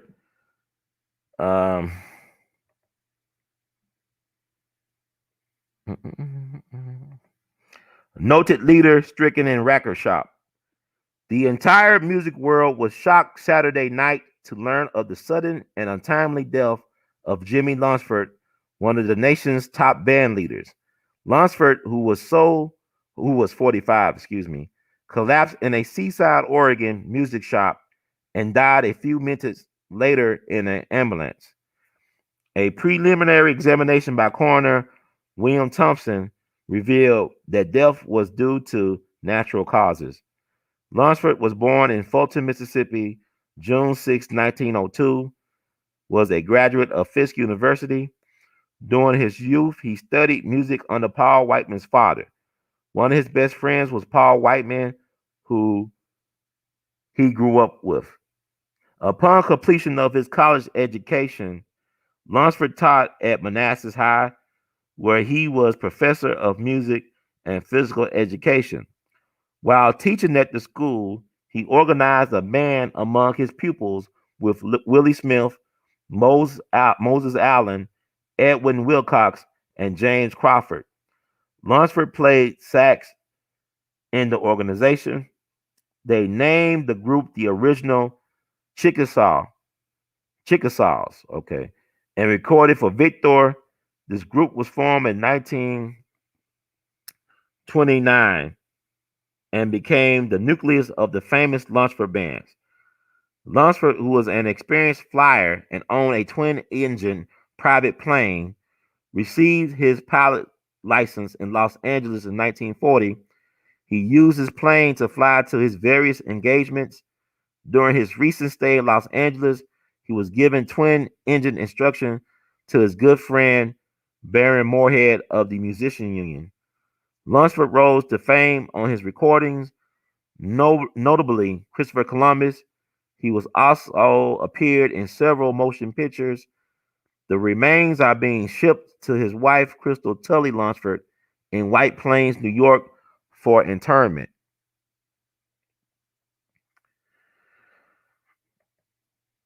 Wow, that's Jimmie Lunceford. It was called the Chickasaw Syncopators. But I'm glad they got his date placed right, because I know in Wikipedia for a couple years they had his date placed listed as Fulton, Missouri. I was the one that actually changed it to Fulton, Mississippi. Because at first they had it listed at Fulton, Missouri, or Missouri, but I changed to Fulton, Mississippi on my own some years ago. But yeah. So they saying natural causes, but like I said, Oregon has a history of not liking black folks to be in the state. Like it said in the state's constitution, they did not want black folks to live or work or own property in Oregon. So Jimmie Lunceford was a proud black man. He was a strong black man. He was a man's man. And so, from my understanding, they were saying that he went to this restaurant in Seaside. The waitress refused to serve the men because they were black men. And Jimmie Lunceford got really angry about it. And so he demanded to see the manager, or the waitress went to the manager and let them know what's going on. And so the manager said, serve them. And so Jimmie said, they want hamburgers. They wanted hamburgers. And the waitress said, we don't have any hamburgers. We have hot beef sandwiches. We just got beef sandwiches. This is not Arby's, right? Arby's wasn't invented, so I believe like 1964 in Youngstown, Ohio, or Columbus, Ohio, somewhere in Ohio. Arby's was invented because they got the meats. They got the meats, right? But they didn't have the meats in 1947. So they got these beef sandwiches. Jimmie Lunceford ate these beef sandwiches. Him and his men, the ones who wanted it. They had a concert that night at the Bungalow. that still exists in Seaside. That mall, the bungalow, that area still exists. And so he went to a record shop to sign autographs, excuse me. And they said he started having convulsions and dropped on the ground. They rushed him to the hospital, but he died on the way to the hospital, allegedly. And they did an autopsy there, supposedly, and they said he died from a heart attack. Might have had some heart disease issue or something like that. But the guy didn't drink or smoke. He was very athletic, but maybe he might have had some issues because they said in some cases he had a pain in his leg or something like that. I don't know. But here's the thing. His orchestra didn't know that he was dead. They were playing at the concert. They did not know he was dead until halfway through the concert. But by that time, allegedly some of the men were throwing up. They were going to the restroom. They were doing number 2 and throwing up. So I guess they were saying they got poisoned too. Whoever ate those beef sandwiches got sick that night. So who knows what really happened? But the mystery endures, right? It still endures. So, I mean, it's interesting to ponder. It's quite possible he was murdered. It's quite possible, in my opinion, that he could have been murdered. Quite possible. But time has passed along. Who really knows? Who really knows?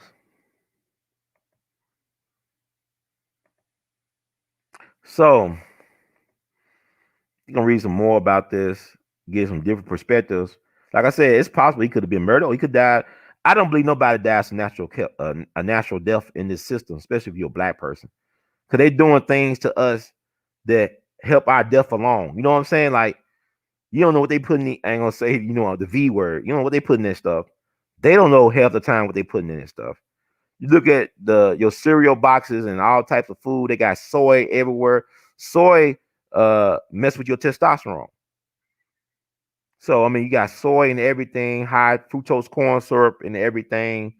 You got all this stuff in your food, even the plastic that you drink your water from. You talking about Flint? You got all this stuff that you are competing with just to survive. And as a black person, you never really at rest. You always in a flight or fight response mode. That means, that could cause high blood pressure. Just being a black person, just living in the system that preys on you, that disrespects you, and you feel that every day, that builds up health ailments. The stuff they put in your food, how they process your food. So how are you really dying a natural death? You dying a provoked death. It's like you being provoked to die. They poking you to death. They provoking you to die. You're not dying on that. I mean, Jimmie Lunceford was just 45 years young. That's still young to die like that. I think one of the reasons why he's not better remembered because he did die so young. Duke Ellington and Count Basie lived to be almost 80 years young. So they had some time. They was able to be around when TV came into prominence. So they were able to get him, what I'm saying? Like Duke Ellington, even though he didn't win the Pulitzer he deserved, they denied him a Pulitzer, I think back in 1966. He still ended up having his birthday celebration in the Richard Nixon's White House before he got really sick. Richard Nixon celebrated, Duke Ellington. And what people don't know about Richard Nixon is that he actually was a pretty good musician.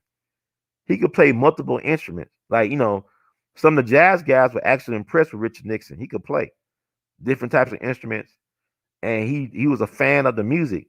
Now, it's interesting him being a fan of the music, but was he a fan of black people? And his folks were Quakers. And but he honored Duke Ellington at the White House for his birthday one year. And I said, okay, that's one thing Richard Nixon did do right. And also he did the eulogy for Whitney Young. I think Richard Nixon actually gave Whitney Young more money for black people in the Urban League than Lyndon B. Johnson or Kennedy even did. So that's the irony in that, Everybody got a good side and a bad side.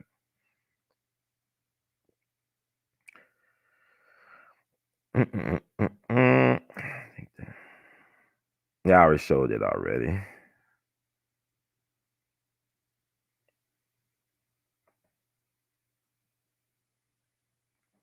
What else can I show? What else can I do?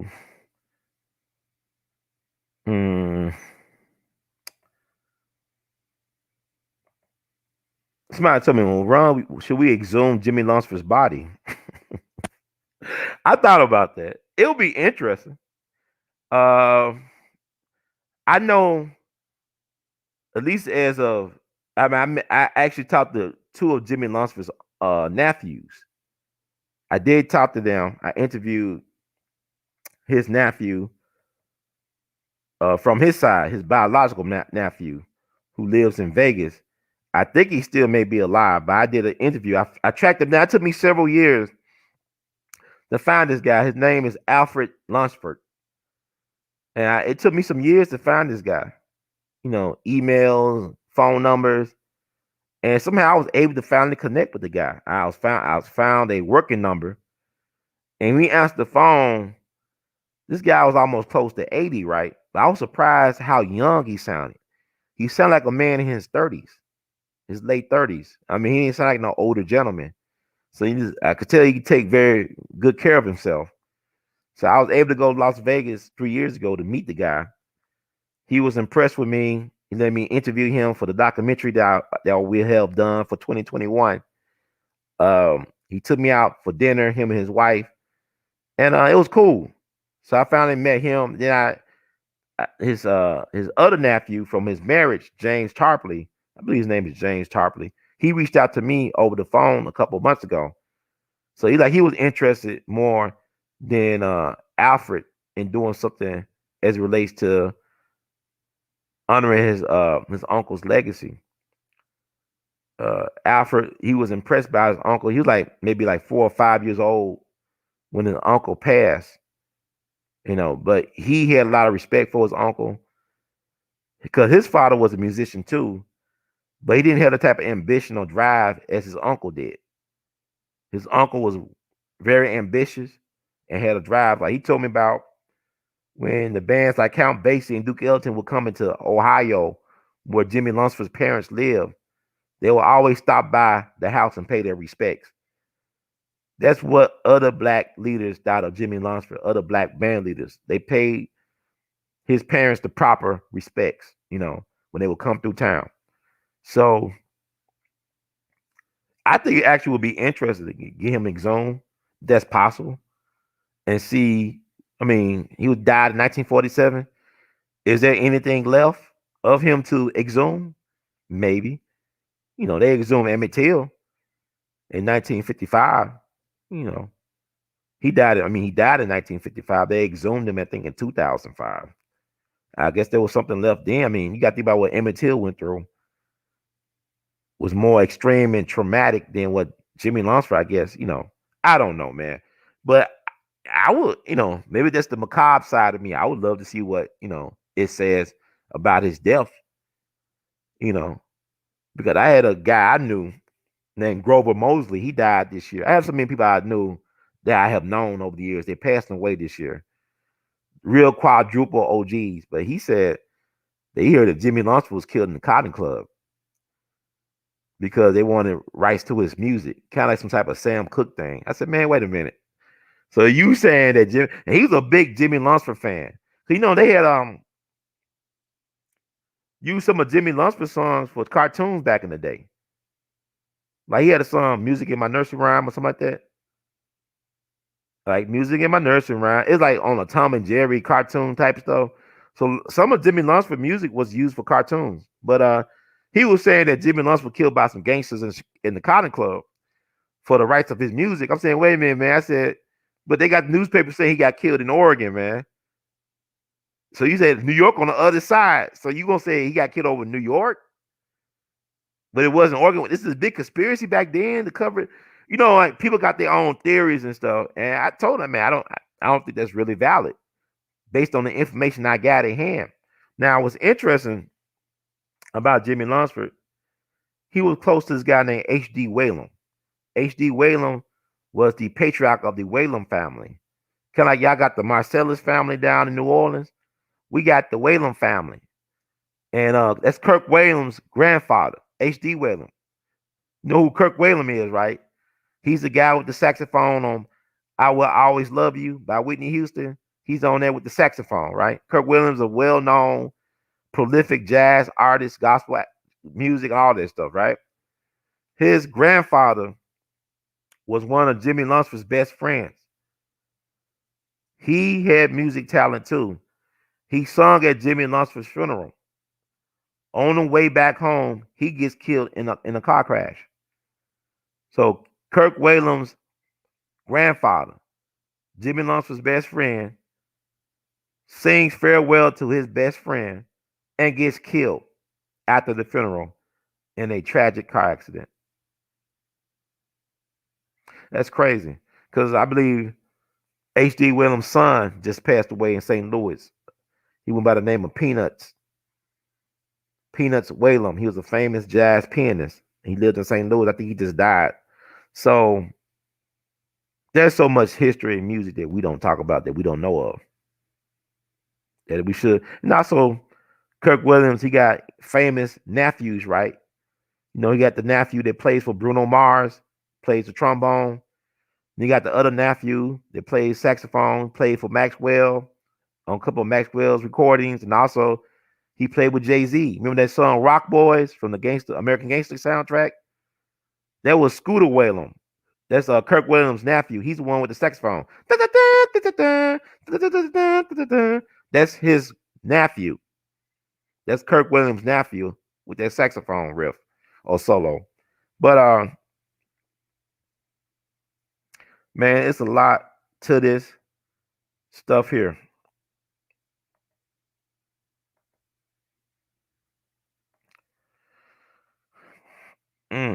Like my friend Mr. Abel say, nobody dies a natural death in show business. Nobody. You're nobody till somebody kills you. I don't mean to laugh, but I think it's hilarious what goes on with us as the people. I already showed that.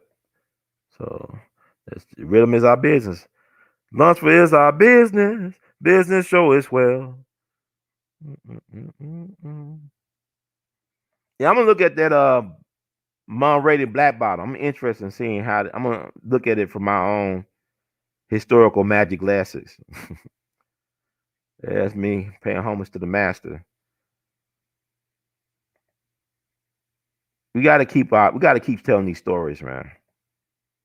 We gotta keep these memories alive. Our stories are too important not to be told. I'm trying to find that screen. Okay, you see that tall, dark, and handsome man right there?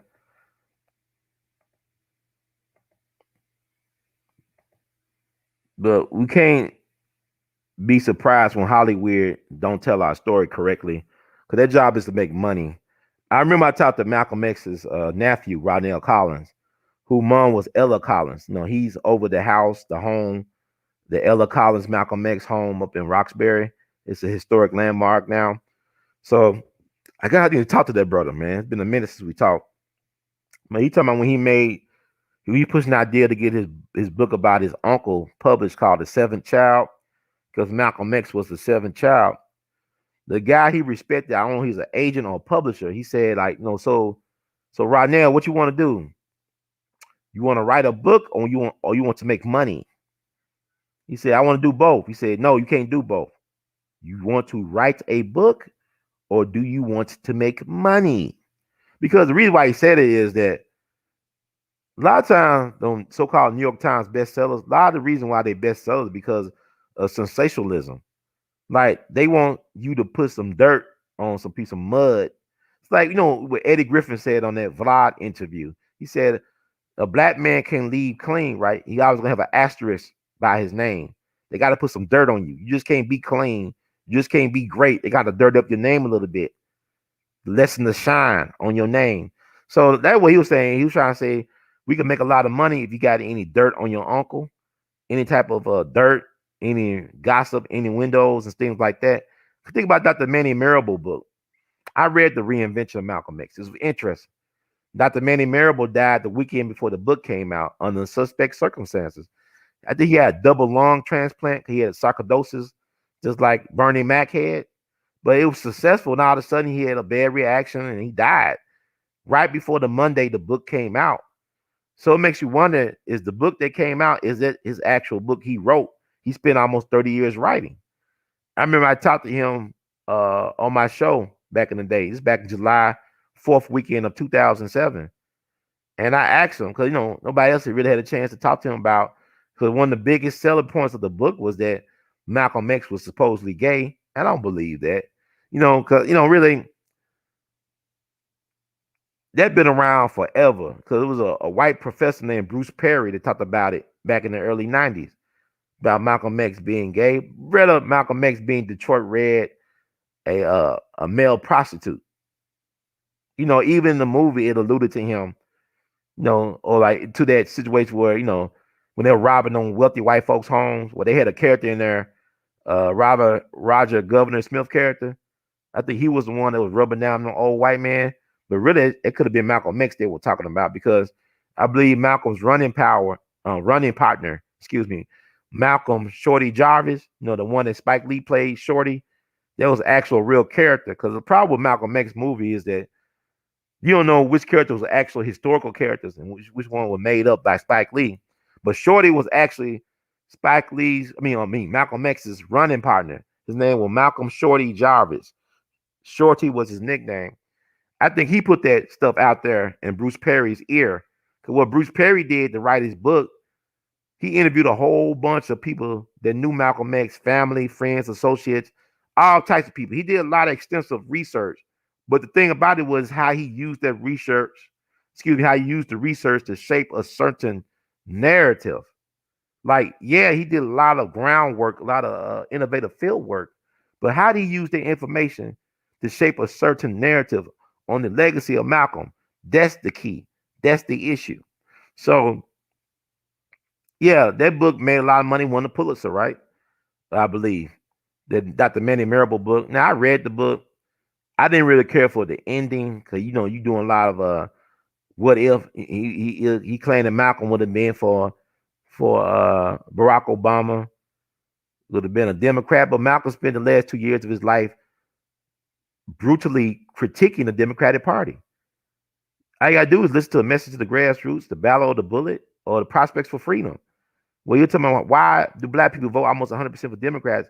He spent a lot of time dissecting the leadership of the Democrat Party, especially Senator James Eastland from Mississippi. He said, how is it the Mississippi delegation set the policy for the Democrats nationally? That's Joe Biden's mentor. I don't have to. People think, Faubus and Burt. No, Eastland is how he learned how to do that legislation that he did. Crime Bill Joe. He learned that from Eastland. So Malcolm talked about Eastland in those speeches. But with that said, you can't prove that Malcolm X ever was gay while he was Malcolm X. Detroit Red, maybe he was a male prostitute. Maybe he did some things in prison. He spent some time in prison. But a lot of cats do stuff in prison. They don't view themselves as being homosexual. It's just like, they have an urge, whatever. They do what they got to do by any means necessary to take care of that itch. They're going to scratch it some type of way. So I don't know what he did in prison. He spent like 7 years in prison. Don't mean anything. It does not take away from his legacy. The man died, got killed in front of his family, trying to help black people, trying to help us help ourselves. So I remember a friend of mine's passed, Professor Garrett Duncan, who was a Muslim himself, a black Muslim at one point. He passed. I'm losing a lot of people this year I didn't think about. But I remember he shared with me a letter allegedly that Malcolm wrote to Elijah Muhammad about his marital issues. How Betty was disrespecting him, allegedly. She was threatening to sleep with a guy from Chicago, another Muslim brother, I believe. Threatened to leave him over that guy, supposedly. And she basically said that he wasn't that good in bed. Now, Malcolm had 6 daughters. He was doing something right. But allegedly in the letter, you can find this letter online because at an auction, it sold at auction. It was some years ago. But he was saying that, when your woman tells you that, he said, I used to be a pimp, and you do that to control people and lower their self-esteem. Even if she didn't mean that, the fact that she said it messes with my mind. Like, even if she said, oh my God, you so good, baby, you great. You still think about the time she said you wasn't that good. So he knew the psychology that was played. So this letter supposed to be authentic. So, man, that's not nothing unusual. People have marriage issues. That's why he go for counseling, and he was confiding in his spiritual leader and teacher about his marital issues. Does not mean he was gay. It is what it is, but that's not even important. But I'm saying what the game is, usually these best-selling books always have some type of this tea, hot tea in it to sell it. But anyway, that's me in 2017 on the 70th anniversary of the mysterious death of Jimmie Lunceford in Seaside, Oregon. I'm in Seaside, Oregon, not that far away from the place they call the Bungalow, where he supposed to have his last gig. So I paid my respects today. I blew my horn, paid my respects downtown Seaside. And like I said, R.J. Marks, the New York transplant, who's the editor-in-chief of the Daily Historian, wrote about my journey to Seaside to investigate what happened to Mr. Lunceford. So I'm going to read some of that, and then I'm going to wrap it up because I've been talking a lot. And I'm surprised I got this type of energy. So he published this back in July 23rd, 2017, searching for clues to the death of a band leader. Meet Ron Hurd, a Memphis, Tennessee native and founder of the Jimmie Lunceford Jamboree Festival in 2007. Hurd, I was 37 then, of course, never knew Lunceford, along with Count Basie and Duke Ellington, among the most renowned and best-selling jazz musicians of the 1930s and 40s. But as a student at Washington University in St. Louis, Hurd was turned on to jazz and jazz history. After reading a journalist's account of the music scene known as the Chitlin Circuit, Hurd wondered why Lunceford wasn't better remembered. I thought something should be done about honoring this guy, Hurd said. He did just that. Hurd founded the official Jimmie Lunceford Jamboree website with salutes to Lunceford, memorials, and events, including a June jam session and reflame this year in honor of what would have been Lunceford's 115th birthday. Hurd plans on using the information and footage gathered for a feature-length documentary about Lunceford. The Jimmie Lunceford Jamboree Festival returns in October. As an athletics instructor at Manassas High School in Memphis, Lunceford organized a student band, the Chickasaw Syncopators, whose name was changed to the Jimmie Lunceford Orchestra. Under the new name, the band started its professional career in 1929 and made its first recordings in 1930. Manassas was the first black public high school in Shelby County, and Lunceford was the first public high school band director in Memphis, Hurd said. In 1934, Lunceford and his orchestra took over the prestigious role as the house band at the Cotton Club in New York City's Harlem, following in the footsteps of Duke Ellington and Cab Calloway. While Lunceford was the most popular band leader among black audiences, selling more records than Ellington and Count Basie, his hits like Margie, Rhythm Is Our Business, and My Blue Heaven crossed all racial barriers. A commitment to education continued even as his popularity grew. No matter how big he got, he was always starting education programs. Hurd said, wherever he went, he used to come back to Memphis. He always gave free concerts to Manassas High School students and gave lessons to young musicians who wanted to learn more about their instruments. Under the baton of Lunceford protege Emerson Abel Jr., but Manassas High School trained countless musicians, including Stax star Isaac Hayes. Lunceford's death at age 45 was a shock to bandmates and friends. Lunceford collapsed while signing records for fans at Seaside Radio and Record Shop on Broadway. Lunceford, a teetotaler, was a perfectly healthy man who had boxed, run track, and played softball, according to trumpeter Joe Wilder in a 2012 biography of Lunceford. It was one of the saddest days of my life. In Rhythm is My Business, author Eddie Diamiter posits that Lunceford may have been poisoned by tainted meat deliberately served by a racist restaurant owner in Seaside. The Clatsop County coroner declared Lunceford died of coronary occlusion due to thrombosis of anterior coronary artery due to sclerosis, I guess heart disease. All right. In other words, a heart attack caused by a blockage. Jazz historian Lewis Porter suggests that Wilder, a member of the Lunceford band, remembers the racist restaurant owner as having been in Portland, not in Seaside. Further, Wilder was present when Lunceford collapsed, and he remembers nothing about the bad food beforehand. Porter said, "Botulism is not a poison and cannot be manufactured or planted," Porter said. "It's simply a severe form of food poisoning that can occur in, for example, rotten meat. But Lunceford, died from a heart attack, nothing to do with food. He's not the first guy to die suddenly at a relatively young age from unsuspected heart trouble, especially in those days." On the other hand, Porter said, Wilder, who had a very sharp memory, confirmed that the Seaside venue tried to exclude blacks from that evening's concert. Diamiter, contacted in 2015 at his home in Holland, acknowledged there was little hard evidence of poisoning. "Let's hope there will be an aftermath and hopefully some new clues," Diamiter said. Hurd was in Seaside this month to expand his research, replete with visits to the Seaside Signal, the Seaside Museum, and Historical Society, and interviews with jazz fans and folks who remembered the days when the city was a hub of big bands and jazz music.